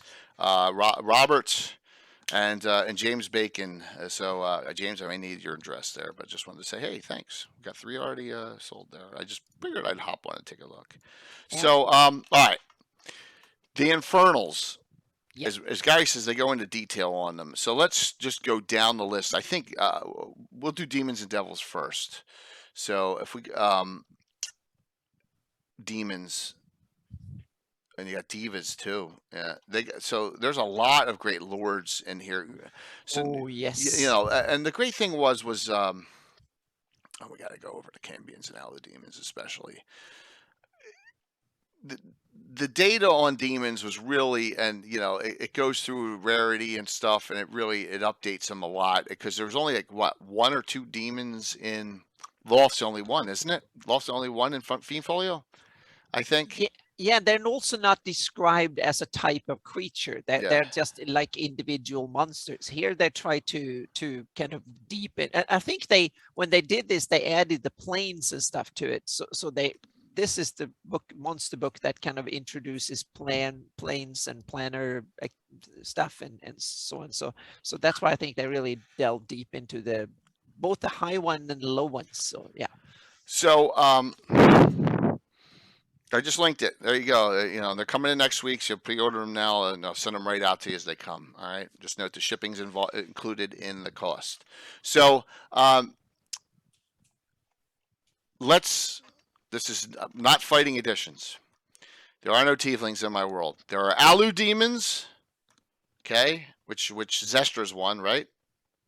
Your character Zestra, right? Anna? Oh yeah, well yeah, she's kind of an Alu demon or a Cambion. I'm not really sure. Well, females are always Alu demons and males Oh, are then always she's Cambions. an Alu demon. Yes. Yeah, then you're an Alu. Yeah, she's and then an Alu Cambions. demon. Yeah. So, and I use as a Cambion. Yeah. And there's a lot of Cambions in Eyes of the Evil too. So. Oh yes, definitely. Sindel and a whole bunch we talked about. Was it like a week ago or 2 weeks ago? Yeah. If your address is in there, then we're good. Got you then, man. As long as your address is in there, that's perfect. That's all I need to do is so I can link the address and send it. That's all. Thank you. And it's Awesome. one of the most comprehensive lists of demon lords is in here too. That is really cool. Yes, absolutely. And so you have this up top, right? This list. Yeah, the enumeration of the rulers of the abyss. Yeah, it's really it's fleshed out very well, and it talks about so I always thought that the Bay Lord, which you couldn't call it Balrog, was underpowered in the original Monster Manual, and I really souped it up in my game. But there's some really cool other types in here, and some of these are in Shokanth. Chasmi are in Shokanth. The Bar Lagura this one's a nasty one as well. The leaping demon. It looks like it's basically an orangutan and a demon in orangutan form. Yeah. It's kind of scary when you think about it. There's a great picture of an orangutan demon at Bar Lagura on Dungeon Meister site too. A great fight. Really, really cool. Oh, and soon comes the best of them all. Chasmi is the two bests. Yeah. The two bests. Yeah, the two best demon lords. Then you have one of them. You mean Grazitz and Grazitz is one of them, and Pazuzu. then no, I'll go the other side. Next page. There he comes. Koshichi. Yes. I love him. He's awesome. Yeah. What I changed to the Balrog? Hit dice mostly. Hit dice is way too low. Yeah. Yeah. So and because it's when you read the Gord books, this will come into its own, because when Gary lists the politics of a demon court of Grast and Ayus and others. So when Grast is having this, when he summons all the other demon lords to have like a strategic political meeting when he's going to inform them and give orders and stuff, it's so awesome because Stitchy and others, when he's kind of becomes grumpy and wants to kill things, and with that's where I think Gary shines the best. That's the best writing in the books. I love that part. Those are wonderful parts that comes later in the books when a lot of things go haywire and it's difficult, but those bits are super fun and really useful for if you want to go down the into the big hole, so to speak. One of the best dragon covers is the cover of Koshishi smashing. Yes, exactly. that picture is awesome. Just the cold breath of him is enough to kill you before you even hit by the mace. Thunder. The answer to that is no, but Anna has conjectured that along with some others. That's not official. That Grazitz, it depends if he's a demon devil. Oh yeah, exactly. That's my take on it. That he and Vuron are defectors from hell that have taken up shop and I didn't come up with it. I just liked the idea and went with it, so to speak. The best thing about Grazitz need to know is he's Ayu's father and screwing around with Igwolf. So and he's a real cool guy. Yes. He's a real cool guy. Yeah, well, you look at that image, and I don't think that's the best image of Grazitz, but I like him as a kind of a demon lord. He's cool.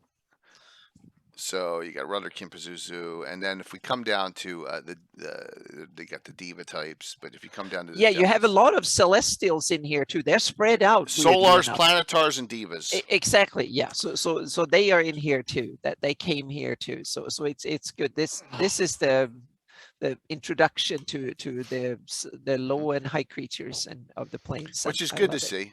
It's good to see that they put the other the good guys in here. Yeah, Roxy, I love his sword too. It's awesome. Yep. Oh, it's a great, yeah, it's a great book. Such a Yep. fantastic book. And look, you got a huge list of devils in here that Mhm. aren't necessarily listed anywhere. They're not listed in here, but they're named. Right. They're, they're like their types, and it's Yeah. just really cool. It is a long list. Yeah. But I suspect he did not create thank you, Patrick. all those. No, you think? Well, Mammon has been a name forever. I mean, even Yeah. in Pale Rider. Yeah. Yeah. They have the Ace, which whole is Mammon list. being money. You can't serve Yeah. Mammon. Yeah. So, Mhm. and But you got yeah, they're wonderful, and the illustrations of them are good too when it comes to yes. the demon lords. So You got so the yeah, they're Abishai, Amon. I yeah. never use Mhm. Amon at all. I've never used him. I used the Spectator and Tativalis a lot early on. But you got Belial, Bale.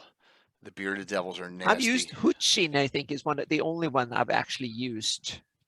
He came as a messenger to Okay. tell them, tell them kind of give Klashan, them a Mammon, Huchin, who's yeah. basically an elevated pit fiend. Yeah, exactly. He was there as just to tell them what was the position, like don't do this, and the party didn't do it. So Mephistopheles is as close as you can get to using the word Satan in yeah, in the books. Yeah. So well, you have Asmodeus is kind of but yeah, hang on a second here, yeah.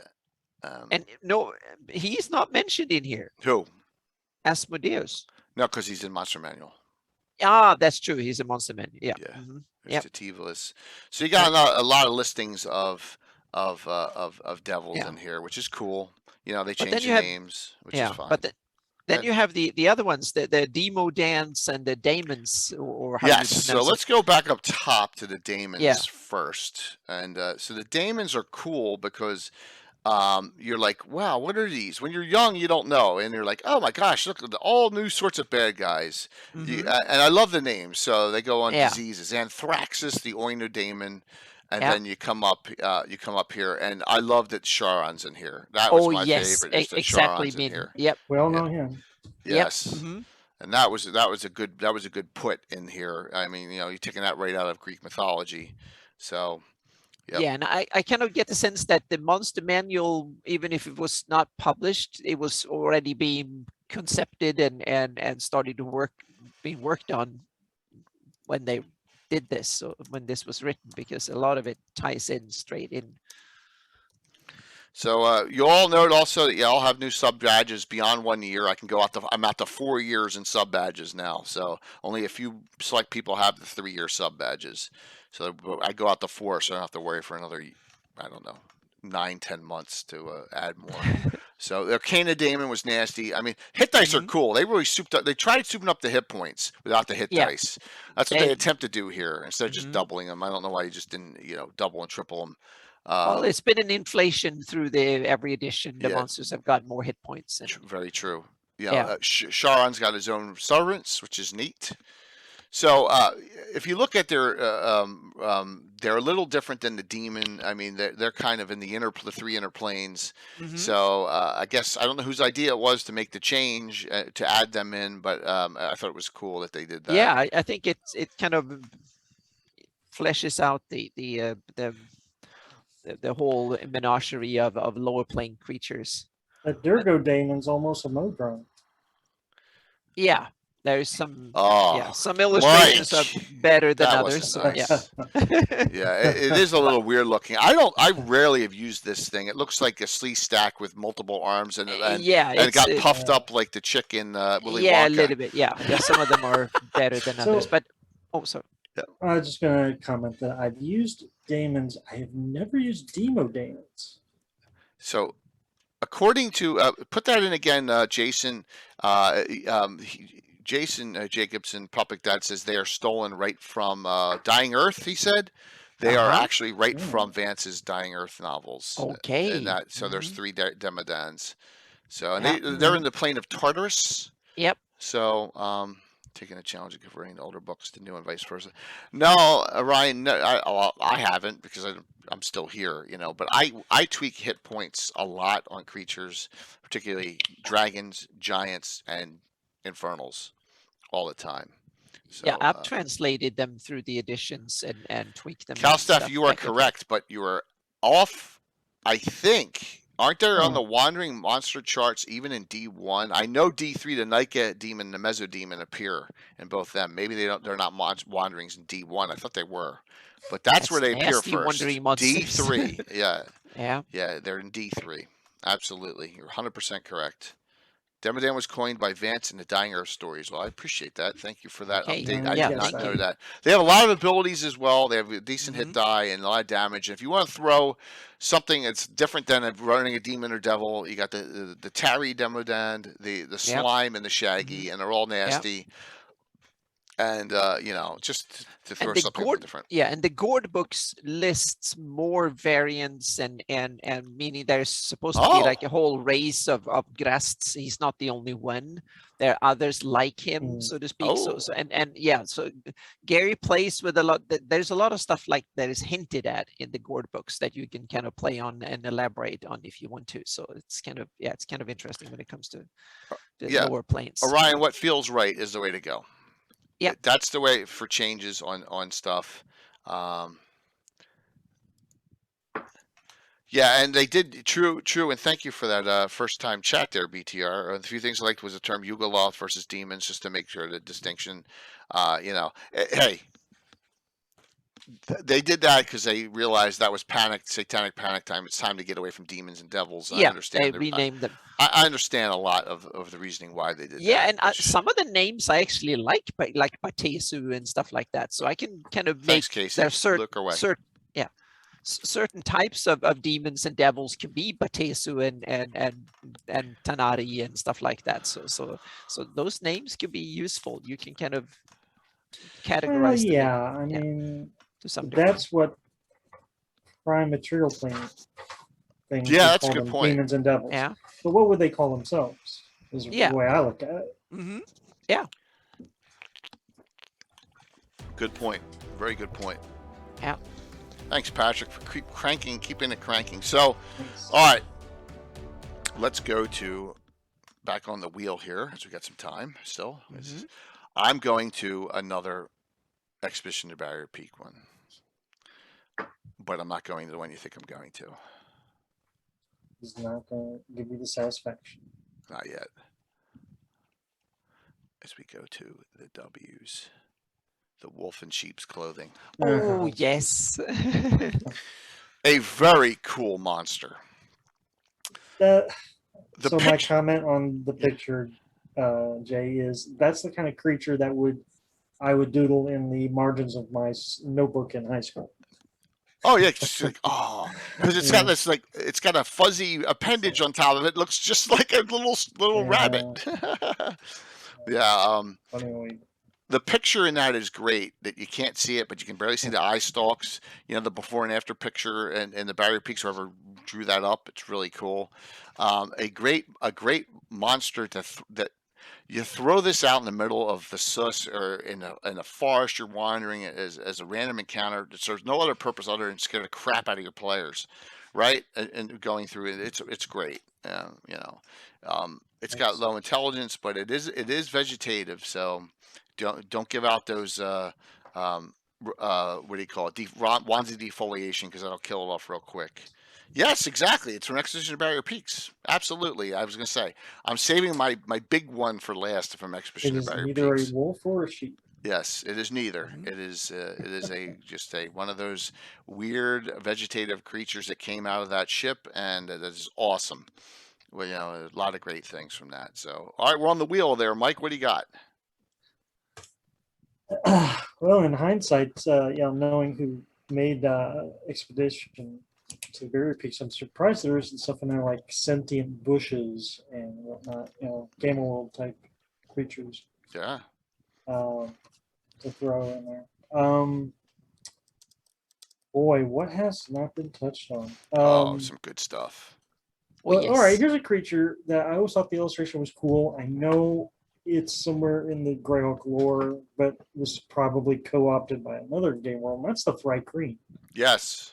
I never used them, but I was like intended to, and then I think they ended up in Dark Sun. Am I right? Which makes total sense for Dark Sun. So And then I'm like, okay, they belong there, and then I gave up Fright Queen. but they have a place in. Oh my gosh, I can't. Here we go. Yeah, Mantis they are Ware. so they are so cool. Now I always get Thread Queens and Yeah. Aspices confused. Now Aspices are an A1. Really? Right? And the Slavers, there's a lot of Aspis, but Thri-kreen are chaotic neutral, whereas the Aspis more have ill intent. So the whole Jackal, Werewolf, that's a good one. So Thunder, we'll get see if we can get to that. But they say this is a Dark Sun race. It's a playable race, cool. But I see places for this in Monoland or wherever. And what do you think? Yeah, I'd never used them, but I think it's one of these cool kind of Grace tweaks. too. Yeah. It's cool to hear. Wouldn't have guessed that. But they were cool because you had 4 arms, right? If you could make a player character Thri-kreen, then you're like already got an advantage over characters. That's what was neat about it. Cool one. Yeah. Anna, you're up. Just a comment. Okay. We have another one of these super iconic monsters, and that's the Demi-Lich. Oh yes. Yeah, I think it's super cool, and it didn't make its debut in here, but it was the first, I think, when it actually listed it as a monster, because it is in one of the most iconic adventures of all time that kind of taken its. I'm going the wrong way. Yeah, and that I now forgot to what it was called, but it's Tomb of Horrors. Exactly, Tomb of Horrors. Yes, thank you. Yep. So it's kind of but it's one of these most iconic monsters of all time, I think. Yeah. And I remember back in the day, one of the early times when one DM we had, he made us so scared of the Demi-Lich. We were more scared of the Demi-Lich than the Lich, so to speak. Oh yeah, absolutely. Yeah. Yeah, so it's one of these monsters that when he dies, it becomes even more nasty than it was in life, so to speak. So it's a super cool monster. Well, look at what you need to do to kill it. So you need to. Here you go. Here's the only things that work on it. Who the heck? Most campaigns has Sword of Sharpness is only +1, a +5 weapon, Vorpal, Paladin with a Vorpal, Paladin with a +4. Vorpal. Yeah, I would skip the class requirements. Anyone who can wield that damn weapon will be able to. Mace's Disruption can inflict 1 point of damage every time it's struck. I love that. Yeah. It's yeah. Absolutely. And it takes 50 hit points before it's destroyed. Yeah. Yeah, it's so I had an adventure early on. The name of the title was "There Are Many Unpleasant Ways to Die." And it was one of my. I killed off a Tim character permanently in that too, but there was a room and it was all barred from the outside and it had "Do not enter" on the door. So what do? They enter, and inside is the remains of a Demi-Lich comes up. Right, exactly. Sometimes you don't open every single door. So, yeah, absolutely. Especially not if you want the players to go in there, or the characters to go in there, you put a sign saying it's a danger, or you put the worst rune ever, or something, and they have to. Yeah. So I know there's a little discussion about going around about, and that's a great one, Anna, about what a wolf wear is, or a jackal wear, and that is okay. So basically, that is. I'm going to give the Len answer. Was there too. Go ahead, Mike. Yeah, give the Len answer on that. I don't care. That's great. That's a great answer. Yeah. So they are in reverse. Wait a minute. Oh, it's just wolf wares.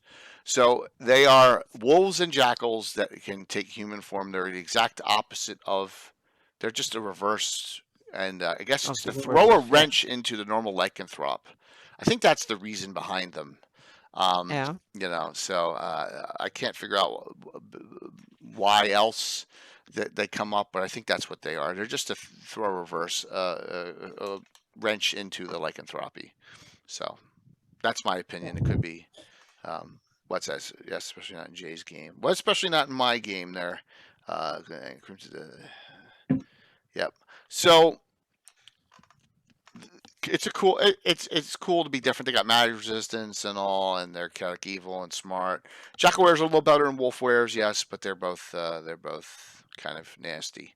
So a good one. a very good one to bring up here. All right, Anis, you did Demi-Lich last, right? Yep. Let's go to, and I know Lord Forth brought it up. I'm going to a demi-human race. I have after this I have 2 more I definitely want to get to by the end of the night. But let's go to elves. There are elves in here. Yeah. There are Greyhawk Gugok ones too. Yes. and Valley elves. Exactly. The Yes. Greyhawk elves. 2 of them. They were on my list too. Yep. Hey, yep, Kraken's in here too. Hey, what's up, Troy? So the Gugok, yes, which are xenophobic Sylvan elves. Way up in most of the Gugok are in the Vespy Forest. There's some in some remote areas as well. Smaller than Sylvan elves, but they're called wild elves in Unearthed Arcana, and they get +2 to strength. So our abuse that occurred was everyone wanted to play a wild elf fighter and get that, and make sure you get that high strength bonus all the time. You know, we had that for a long time. And then Valley elves are the elves that are of the Veil of the Mage. So you know, what are you going to do? And James Jacobs played a Valley elf during the fundraiser. There you go. So yeah. But they're in here. You know, and I think they're in here. Gugok appear in Shokanth as well as a wandering monster, I believe. Gugok are out there along with gnomes and stuff. So yeah. Gnarly Forest, Gugok versus Ivedian Dying. Are they in the Gnarly, the Gugok? I think they're just Sylvans. They're Sylvans in the Gnarly, all the clans. I don't think they're Gugok. I'm not sure, but Yeah. I haven't. I've had the real go from wild the ones ashes. up. Yeah, it's good. It's good. It's a good discussion point. Maybe we'll discuss that at Vessel. All right. So, Mike, what do you got? Yeah, so great having the Greyhawk specific Elves time tonight. I'm surprised they didn't catch on a whole lot in other game ones. What? So we like on our last go here? No, we got 2 more, at least 2 more, because I got 2 more I got to get to. Couple more. I got 2 more. Okay.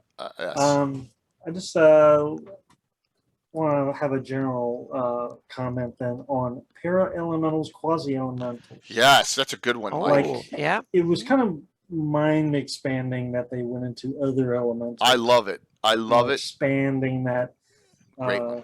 that thing with the monsters. I always thought that was cool. And then there's just to kind of lump it all together. There's also time elementals in this. Yes, good one. And that's important because in the World of Greyhawk box set, Istis specifically is said to have a time elemental like henchman or companion. Oh, okay. And so if you ever ran across that reference in the book, you'd be like, well, what's a time elemental?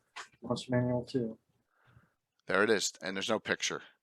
Yeah, no. Hit die's huge on these things. I can imagine they're deadly. Yeah. So note the following, that Mike's on a good thing here and brought this up. I came up with the idea of my quasi-elementalist, which is a lightning, radiance, magnetism, mostly lightning though, because I said, well, if this monster appears, then that means that that's an element into itself. So that's a great point, Mike. And that's the quasi-elemental lightning, which you mentioned, which is here separate from the others. I don't know why it's not with the other paras, because it really should be a para, but they kind of mix it with air and positive. I think it's maybe they couldn't figure out how to do the other quasi-elementals at the time. Very good point. That's a good point. So yeah, and so the quasi-elemental lightning is in here, and let's jump that to one more. And these appear in Shokanth at the very end. That's elemental like, and these are nasty. They begin with X. The Zagya and Zagyi. Very, very weird. Very strange, but you can really, I don't want to give it away, but you can really have a bad day after finishing Shokanth and then going in and having these things appear. You could really ruin your day in that adventure. Yeah, but they are nasty, and one's positive material plane, one is negative material plane, and they appear in here. In Return to Tomb of Horrors, I did not know that either, Michael. I did not know that they appear in there as a game engine, because they never did a return there. So very cool, Mike. Good ones. Anna, what do you got? Well, I have one dragon. I just need to mention it. The Shadow Dragon makes its appearance in here. You had to do it. Yeah, 'cause you I love just them had so to. much. Yeah, Shadow Dragon is my favorite dragon of all kinds. In a way, it's just awesome. Oh, look at all the dinosaurs I'm skipping through. Yeah. Oh yeah. my God, there's pages of them. Yeah. So the Shadow Dragon makes its appearance, I think, for the first monster book that it appears in. It's is right here, in here. Fairy Dragon. All right, Yep. so imagine Great something illustration. that breathes and drains hit dice. So Yeah, that is they have a whole ton of, and you can tweak them a little bit one way or the other and make variants of them and so on. I made abyssal shadow dragons as his hallmark, so to speak. There's a little group of a mated pair of abyssal shadow dragons that he is enticed to nest out and become his de facto gatekeepers of Doraka, and they've been around for a couple of 100 years now. So they have the first hatchlings have started to come. So we'll see what happens of them. Hey, Walking Dude, bust out some old school. That's all I play. That's all I DM. Yeah. 1E, 2E, old school. With my own custom rules, and we'll see some of that tomorrow night. Finish up a big adventure. So Shadow Dragon's great. You also have the Mist Dragon in here. Mm-hmm. Let's go. You have the Cloud Dragon as well. So there's a bunch of cool dragons. There's some cool, bunch of cool dragons. But let's go up a little bit because I don't want to miss this. This is a Greyhawk monster. The Dracolis. Oh yes. That's a Greyhawk monster. Now this is not the Dracolich, which is a Forgotten Realms monster. Yeah. Which does appear, though, in Greyhawk. The first appearance of the Dracolich is actually in the Free City Greyhawk box set and the adventure cards. Okay? A lot of people don't know that. So, but the Dracolisk is here. So, yep. And, you mentioned there's another lisk to go with it, and that's the boa lisk. That is basically a big constrictor snake with a gaze weapon, and which I think is kind of cool when you take an ordinary animal, give it a little bit of a twist and put it in there. So there's a bunch of these lisk creatures in the MM2. Black Dragon and Basilisk. What a nasty mix. Yeah. Oh, yeah. The Dracolisk is fantastic. Right. I love it. DM Dave, I'm going to, before I forget, I'm going to shout out DM Dave's favorite monster out of here. And that is a type that is another mix. So I'll get you yours. It's before Gru. So it begins with a G. Should be right here. The Gorgamera. Oh yeah, the one we always wonder what the heck is the goat head. This one has no goat. No, exactly. Yeah. So Lion, Gorgon, dragon. Yeah, that they leveled it up. Yeah, there you go. That's a nasty one. With that weapon or the breath weapon to petrify. So well, what if it were a Vessel Gorgamera? Yeah. Hey, what's up, Samuel? Good to see you, man. You can do all sorts of things to monsters. You can make it as nasty as you want, mix them all up, have a blast with it. So, and that's some to do here. So I wanted to make sure I shouted that out for him.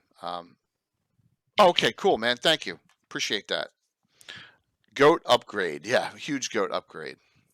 Yep. In fact, I believe Q1, which adventure has the goat as the main head of a Chimera? Isn't that Q1?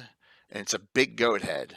Am I remembering this correctly? Yeah, I think that they've done very cool things. And Dragonmirth had a wonderful little sketch when they said, "What now? I know what the goat head is doing," or something. So yeah. So they played on it.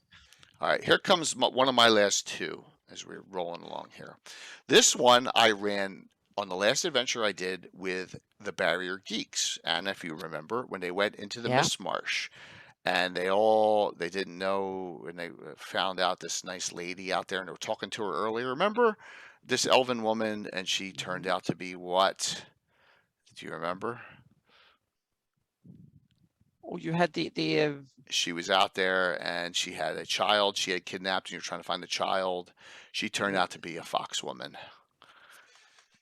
Yes, and so this goes back. The fox woman is an awesome lycanthrope. Different than the others, kind of reclusive, and really a nasty, nasty creature.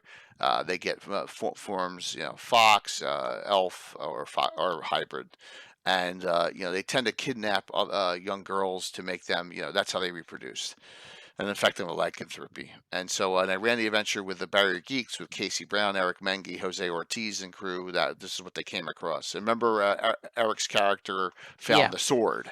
Out it there. was kind of, yeah. So it's a good one. This goes all the way back to my original Vespi Forest campaign when they came across one a long time ago. And in Dreadwood, I put one in there as well. So I think I've used this Foxwoman 3 times in 41 years. And the last one was being just recently in a Living Greyhawk All-Star game. So very cool. Mike, what do you got? Vulcan Dude wants to know, Foxwoman is based on the Kumiho? I don't know what that is. Possibly. Gary and them guys were always scouring mythologies and monster lore of other cultures. Possibly, whatever that is. Nine-tailed fox demon. I don't know. You got to remember, this book is really old. So, I mean, maybe they're thinking about that. I don't know. A lot of things that we try and ask, like whenever we get a really big name one, is who is responsible for what. And a lot of times it's hard and they don't remember. Let me go. I got to do this. So I'm going to go out of turn and do these two. Len Lakofka has 2 creatures in here that I know of. So let's talk about them. And they're both from Secret of Bone Hill. All right. And they're right next to each other. Let's go down to them. All right. These are Len Lakofka original monsters. Okay. There's one, the Stone Guardian. Okay. All right. The Stone Guardian. I love that illustration. It's so cool. Yes. And that is a Bone Hill monster. And that Len created. We know of that one. Very cool. It's not that old. Yeah, we're old. And then the second one is a Spectator. Oh, yes. Okay. Which they're from Nirvana, and they're just sitting there guarding. They're lawful neutral, and that appears in Bone Hill as well. And so they're both nice beholders. Yes, and we all know, Len was a great friend of ours, so wanted to give him some homage. I didn't want to forget. Very Len. cool. Plus, Stone Guardian Ravages of the Mind. Good, Jason. So, are you running that for Greyhawk Con? Let me know. Got to get that event. Got to get it in, man. I'd love to see you run it once. Ravages of the Mind for it. That would be great. So, Bone Hill is on my wall of fame. Everyone knows that. So, in fact, that's how I originally introduced myself to Len. I said, Len, you're on my wall. And he goes, so? There you go. That was Leonard back in the day before we were good friends with him. So, like, oh. And I explained it to him. He goes, oh. So, all right. So, go ahead, Mike. You're up. So earlier we were talking about shadow dragons. I love shadow creatures, and this book is replete with them. 2 of them that I've used even as recent as a few weeks ago is the Shade and the Shadow Mist. Great ones. Just Shades are awesome. Just Mike. throw shadow on anything, and I'm going to use it. Yeah. Shades are badass, and let's see how many of my players are on. Okay, some of them waltz on. So the guy who you remember the story, and the guy goes, but we didn't kill the 6-armed Sahagwan prince. Remember I told you that story? Yeah. So Wayne was annoying me a lot, and I tricked him into performing a ritual, an Eye of Fear and Flame, which those things tempt you. He didn't. He did a whole ritual, and it turned his character into a shade. Nice. Skagith! Awesome. Hey, Skagith, look, you got a new subscriber badge now. You got the 2-year plus now that I have them in there. So good to see you, Skagith. Thank you so very much. If you all haven't followed Skagith's a great streamer out in Sweden, has participated with us, and I can't find your shout out here. There we go. There you go. I know it's on this thing here somewhere. So good to see you, man. So Shades and Shadow Mastiffs are nasty too. Great one. Yep. So I love throwing Shadow Mastiffs in. It's under Mastiff, isn't it? Under M. I think so. I think so too. Peck's funny. Yep. I love putting some Shadow Mastiffs in with things like oh my god, my brain shut off. That's okay. Creatures that are, oh my god, I'm all over the place. M. I think it's under M, isn't it?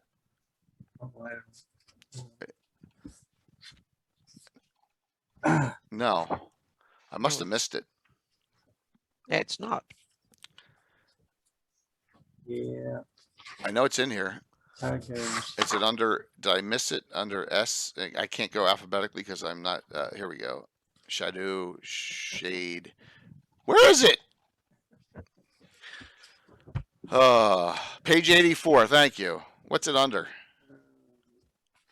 So did I just miss it and I'm just being silly? It's under Dog. Is it under Dog? I can't do Dog. No, it's under Mastiff. It's under Mastiff. I just can't. I can't do my alphabetical anymore. There it is. Thank you. Thank you so very much for that. Woohoo! So there you go. Awesome. Yeah. Thank you very, very much. Another thing, they have negative effects in bright light. Sword Race. I love putting some Shadow Mastiffs in with some Sword Race. You know, always a good thing to do. Which is an iconic creature from Greyhawk, definitely. So, but they're great. So in my campaign, I had a Shade that they were on the plane of Shadow. They were tooling around, killing Shades and Shadows and things. Ran into the Shadow Mastiff, which was the pet for the main bad guy. They actually defeated the main bad guy and took his dog. I mean, what an insult. Mm-hmm. Just take his dog. But I thought it was a nice addition to have a Shadow Mastiff pet. Absolutely. Perfect. And they get special hiding and shadow abilities. And it says they normally encounter in the plane of shadows. So that's, yeah, absolutely. Yeah. And semi-intelligence too. So that's cool.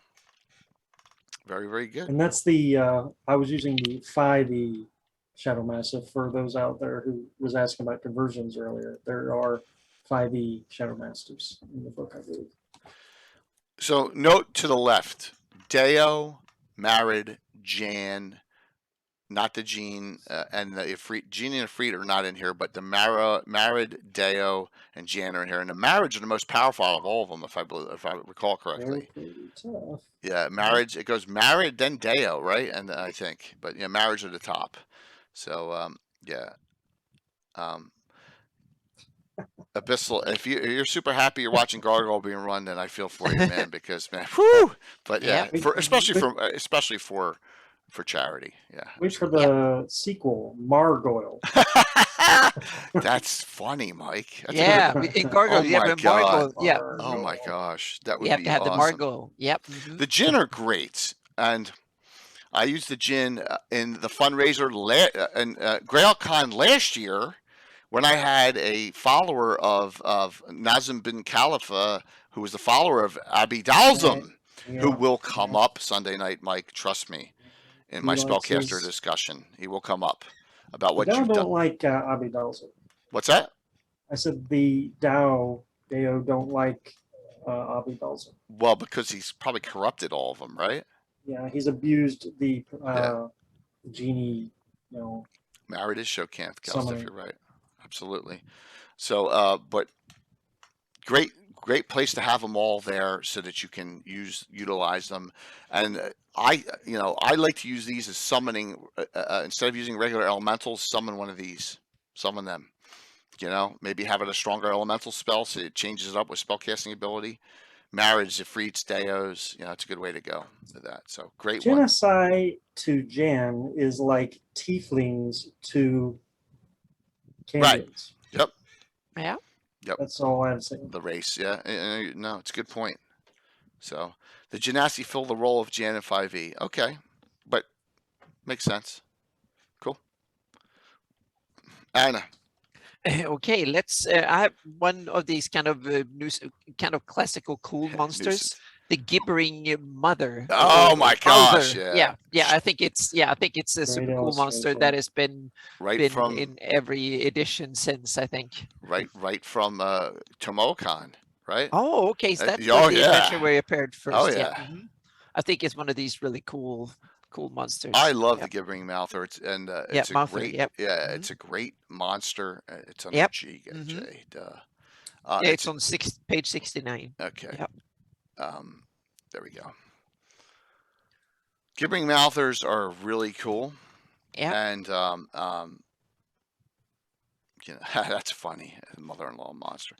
But I was going to say if they a better name for it would be the Errol Otis. Oh, it reminds me of every illustration he's ever done. That's true. Yeah, it's like the Picasso of monsters. Yeah. Yeah, if I recall, the picture of it in oh my God, I just said it. C1 Tomoakon. It has big lips. It has huge lips and teeth and stuff. It looks kind of funny, but yeah, it's a really low. This is another monster that is really a challenge against low-level characters. It's a good. You know how you sometimes you're like, well, what do I throw? I don't want to throw 12 monsters against a group of 5 or 6. This one in itself, with the confusion and the moving of the molecular changes and all, it's a good one to put up against them. So, which reminds me of that movie, The Thing. Yeah. Yep. It does. The Blob too. You know, it's not a shapeshifter, of course, but it's just as weird and you know, awful. Yeah, it is. It is nasty. All right, so we're running up on close on time. Here comes our last round. I go back to Expedition to the Barrier Peaks. I throw this monster. I try and my rule is one a year, because I love it so much, and we all know what I'm talking about, right? It's huge. It's bad. There it is. Oh, it's a badass. Yeah. The Froggy Myth. Yep. Yes. And look at the size of the description on this. Someone went crazy. Is it 50 feet too? No, it's 18 feet long, 10 feet wide. It's huge. Froggy myths are wonderful. In fact, I did an adventure probably about a year ago where I had a bunch of Murlocs worshiping a Froggy myth. So that was fun. Yes, the god of the new god of the Murlocs was the name of the adventure. As portmanteaus go, that's a great monster. Yep. It's got like resistances to fire, if I recall, and it's just the damage it does is sickening if it gets you in its maw, and it's a bizarre monster. And if you ever, like I said, it's originally in Expedition to Barrier Peaks, but they got out. So a very cool one to use. Final boss, one of my 2 games for last version. Excellent there, Rob. Very cool monster. And you know, you can't go.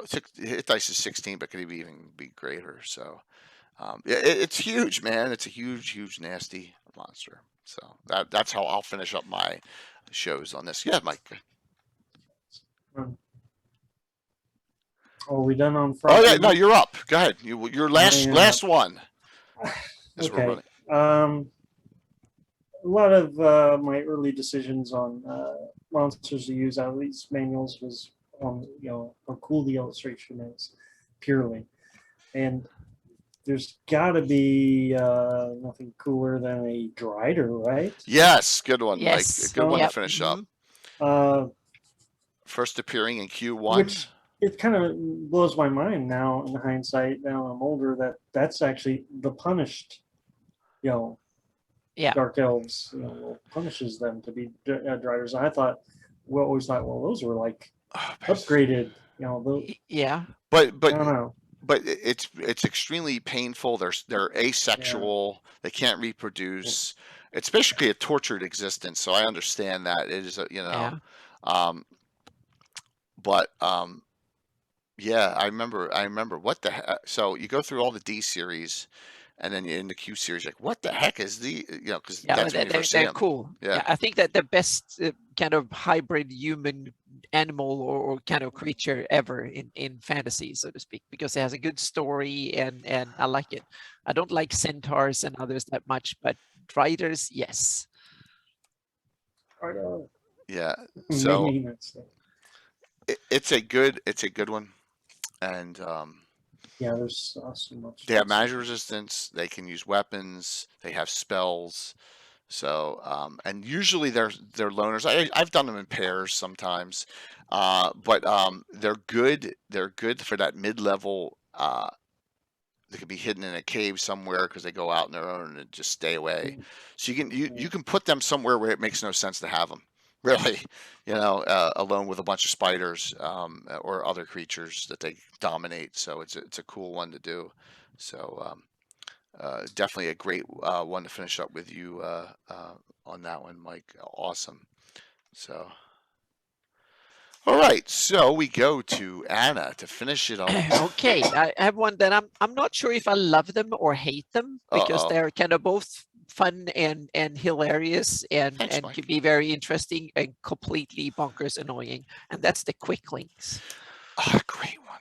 Yeah, so they're kind of hopeless. It's a little humanoid creature that has the movement rate 96, so they can basically run across the board every round, and they save as 19th level clerics, and they are genius intelligence, and they're just all over the board. If you start reading the stats, they're kind of complete bunkers. So they are an anti-Tim character as well, monster as well. Because they'd get 3 attacks with their dagger. They're running around all over the place. They make great assassins.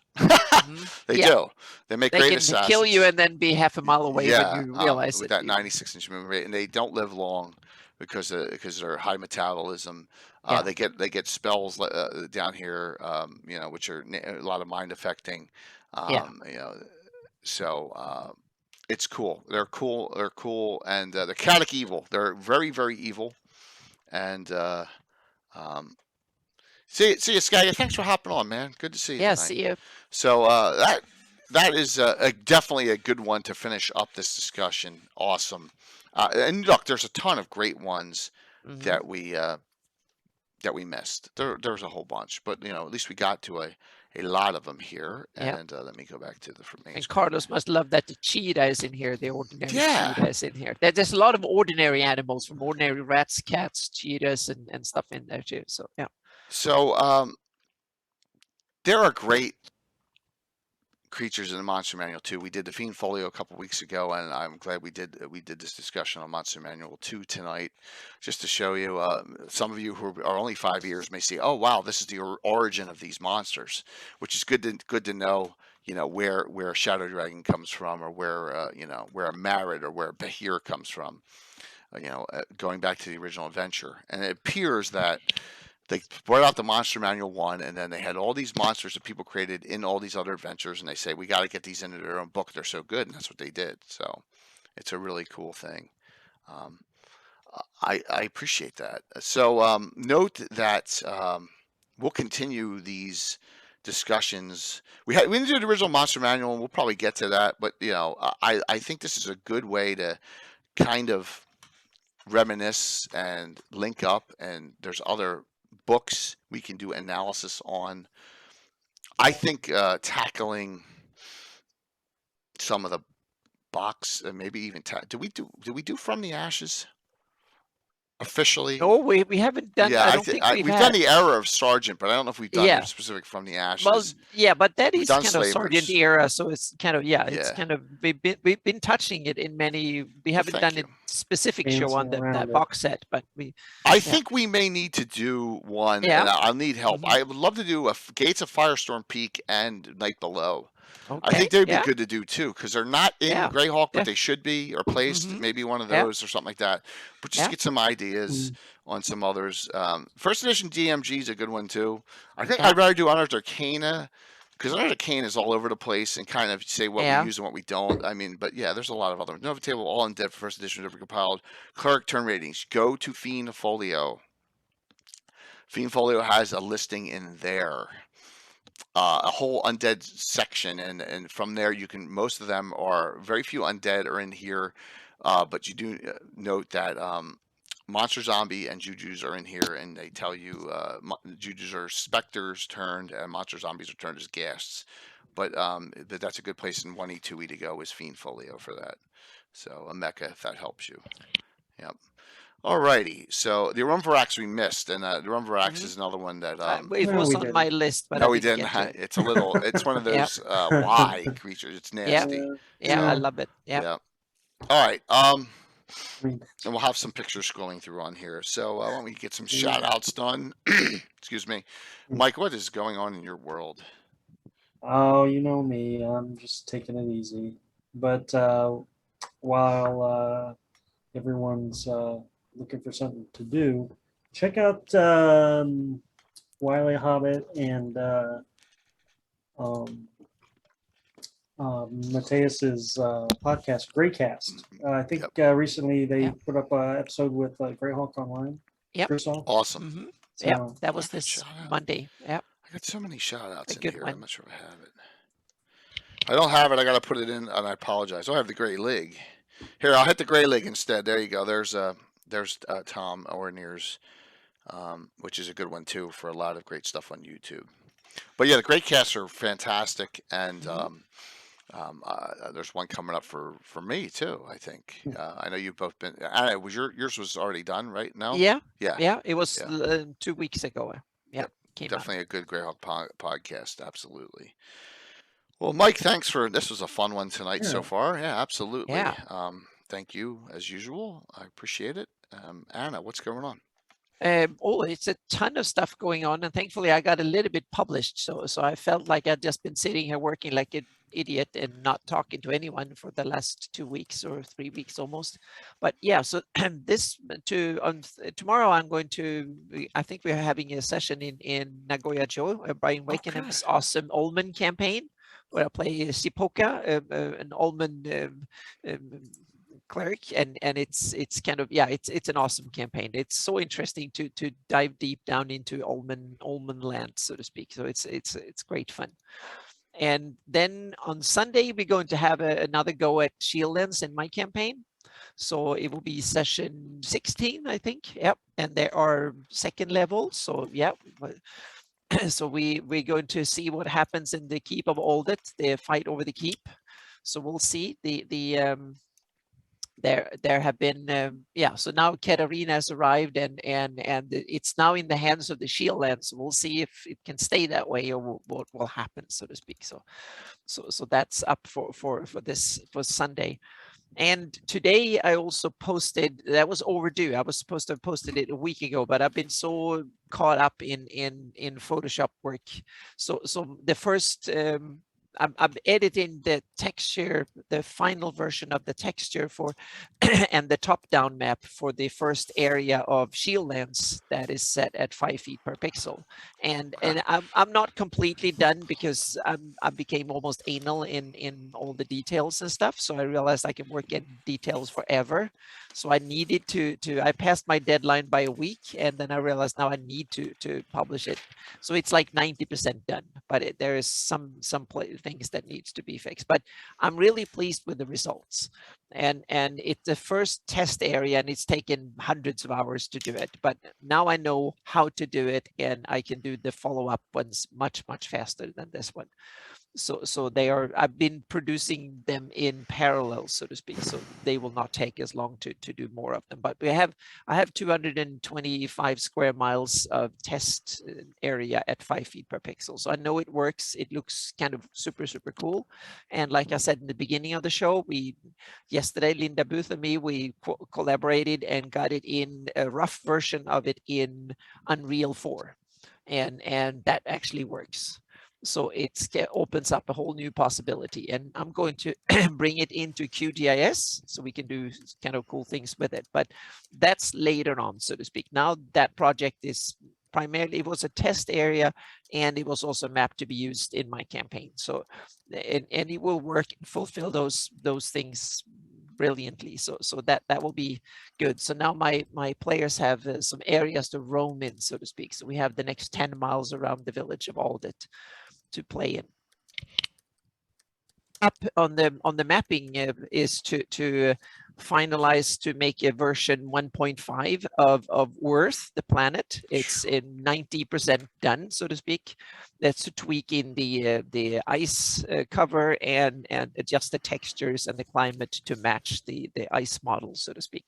And that means that we have at least my take on a working model of the planet, which is what I need in order to bring it into QGIS, and also to update the Flanny's map and the atlas with the findings of this. So because I'm going to edit the terrain for the next 21 version of the 2021 version of the map and the atlas. So I'm going to add, so it will match the planetary model. So there's, especially up north, there's some ice cover to do and change and adjust, and there's some islands and stuff to add up in the north, and then to expand it south a bit to Isle of Dread and some of that stuff too. So that is gearing up in a week or so, or probably about 1 or 2 weeks. So then I'm going to start cranking out stuff of that too. And that is something that will ongoing, and hopefully I will have that all wrapped up by Christmas. We can have a new updated version of both the map and the atlas. And both the 598 and the 576 map. I want to bring them both up to snuff, so to speak. So there will be both the latest version with the touched up terrain, and there's a list of hundreds of things that people have pointed out to me that needs to be fixed, from little typos to things to be added, and a few things to remove, you know, the Applebee's and the Mac Room and the other horrible places that needs to go. I think most of them are gone, but I have to go over the list of things that I don't want to see on the map that we need to get rid of. So yeah. So and then I will hopefully have time to do a seasonal variance of it too, so we can have a summer and a winter version of the map. I did an experiment of it, and I can a few years ago, and I can probably kind of work from that and add some stuff too. So that's the awesome, the gist of it, so to speak. So yeah, and then we have that you're going to announce for next week. We're going to go back here. Let's talk about everything that's going on. So we have a tomorrow night we finish up, and it'll be Tim and Tim's daughter Valerie will be playing like they were last week. So you have your Pixie and Barbarian and their Malevolence at the Tree of Life. You've seen some pics online, nasty fight going on. They're trying to figure out what this evil presence is trying to corrupt the Tree of Life in the middle of the sus. So that is tomorrow night. Reaper Miniatures giveaways tomorrow night. I think I can just peel these off. Then no Saturday stream. I get a Saturday off, but Sunday night's Monster. Just a little bit. So Anna and myself will be joining Ed Greenwood and Eric Mengi. Tony can't make it tonight and that night, but Spellcasters of Greyhawk and the Realms. So wait until this is just going to be a unbelievable discussion. I am so excited about this. Should be a fantastic night. 7:30. I wouldn't be surprised if we run a little late on this one too, and just go over some things. I've been doing my research and had some help, and yeah, it's going to be a monster one. Really excited about that. Sunday night. Yep. Okay, so Casey's tournament now. John Birchall can't make it. I don't know who's going to replace him, but a week from Saturday, we finish up the Bandit Kingdoms adventure that they started. We'll talk to Casey about that, but that's scheduled Saturday, August 14th. Not sure. I think it's going to go off, but we shall see. But then the night before that is the Fantasy Mapping Show a week from Friday with Jared Blando as a special guest, and we're doing setting maps with myself, Alyssa Faden, and Anna Meyer, and that's the Fantasy Mapping Show next Friday, a week from Friday. So that's our monthly show there. So that's a really, really cool one.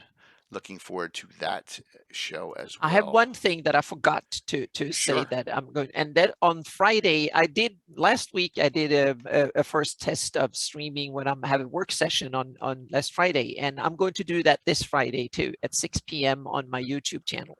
So I'm going to announce it on Facebook and Twitter and on my website and all that, so to speak. So in my YouTube channel. So I'm going to sit and work for for two hours or something like that. So please pop into chat and you can see I will be working probably on the Shieldlands map, but it might be a little bit of lots of things. It depends a little bit on what I'm up to that day and needs to be filled in. But there will be some Photoshop and definitely some Photoshop. There might be some Illustrator stuff too. And once again, this is the great artistry work by Carson Druitt, Carson Wong. Carson Druitt is a Twitch partner. He's got 30,000 followers. He's friends with Stella Luna, and they worked on this. And then Anna did her magic on it to get it into the format. This is our artwork for Virtual Greyhawk and converted. And these are on their way. And so we have our black T-shirt and we have our gray T-shirt. Both with the logo on them. They are coming. You have to be registered. There's a limited quantity on this first set, but they are available. I know we got at least 3 people who have ordered them already, which is fantastic. Thank you so very much. I'm just excited that I was able to, it took some time to get that all together, but we have, the community deserves something. And as you can see, it's an homage to the Village of Hamlet. It's in the same color, it's done, in that tasteful manner to note. So, are the orca still in the Pomars in your campaign? Orcs? Orca. Okay, you got me confused, Quamdrod, on that question there. So it might be orcs. Yeah. Yeah, more than 3 now, Samuel. Awesome. Yeah, there's always been orcs in the Pomars for me. Absolutely. Yeah, so this was done. It's ours. We own it. We own the rights to it. I got the hard copy coming, and we have the digitized image for this, so we can do whatever we want with it. Absolutely, and so yeah, you want to get them for the whole family. Well, Orion here, you got once I said. Supplies are limited, but they're available on the site on TTE. But you do have to be register. So and I imagine they'll be all gone pretty quickly. I'll have them in next week, and then I'll ship them right out. So note and thank you, but I'll get more in. That I wanted to gauge how many people wanted them, and that's great to hear. So let's do the giveaways. Does that sound good? Everyone, get them set here. Remember, you're going to get your choice when you win of one of these 3 books. Either Morgan Kane's Fantastic Adventure or Treasures of Greyhawk or the Fiend Folio reprint. Because I don't have a Monster Manual 2 reprint, but that's okay. So these are the ones I have here. All right. Is there a link to your YouTube? Yeah, I'm going to. I'm just going to put that in there. I'm going to add that to our shout out too. I'll do that in the future. All right, last call. Alrighty, last call, and I usually get these out next day, so that's no problem. Whoops. Okay, here we go. All right, good luck to all, and thank you for the unbelievable support tonight. That was a crazy hype train. That was nuts. Level 5, like a 500% level 5. It was insane. All right, let me closing this out here. Don't crash the stream, Jay. Closing entries. Winner number 1. Rocks. Okay. Bill, Rocks, which one do you want? There, your choice, Rocks. And then we'll do a second one. I know Rocks is there, so you tell me which one you want, and that is your call there. All right. Second winner, Chantel, coming on late. Cool. Hopefully, Fiend Folio, you got it. Second winner, Ivermac. Ivermac on the claim. You got your choice, Ivermac. Let me see if Ivermac is on. Yeah, it's cool, man. It's cool. Good to see you. Good to see you. Ivermac. Ivermac is on. I see Ivermac on. Yeah. So which one do you want? What do you want? Your choice. Treasures of Greyhawk or Morgan Kane's Fantastic Adventure. And do I have your address? If I don't, just whisper to me, please, in there. And congrats, everyone. You just let me know which one you want. Your choice. Treasures. I personally, I would take Treasures of Greyhawk because it's got like 10 adventures in it. You got it. Yep. There you go. All right. Cool. So we're going to raid into Stella Luna. Okay. And Stella, give her the support. Stella was instrumental in getting the artwork done. In fact, she worked with Carson and told Carson what I wanted, and she was instrumental in getting getting the final product done. She did a great job. Say thank you to her when you get on. I know she'll be DMing, so it'll be kind of tough for her to see it. But yeah, thank you all for a wonderful, wonderful show tonight. Only 3 streams this week, but I think they're all going to be massive. So thank you. Anna, Mike, what a great show. Thank you. Oh, by the way, you know what we're doing next week for Legends of Lore? Neither do we. It says TBD. So we'll figure that out in time. Yeah, we have to. We got some time for that. And let me hit the right button here, and we'll see you all tomorrow night. All right, 7:30. Have a good night. Thank you. Raid setting up. Let me set the raid up into Stella.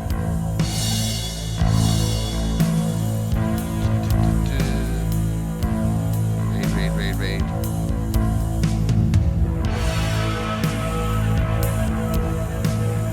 Love to get over 75. Well, very close. 74, 5, 4, 75. Beautiful. 4, 3, 76. Awesome. See you all soon. Thank you so very much. That's awesome.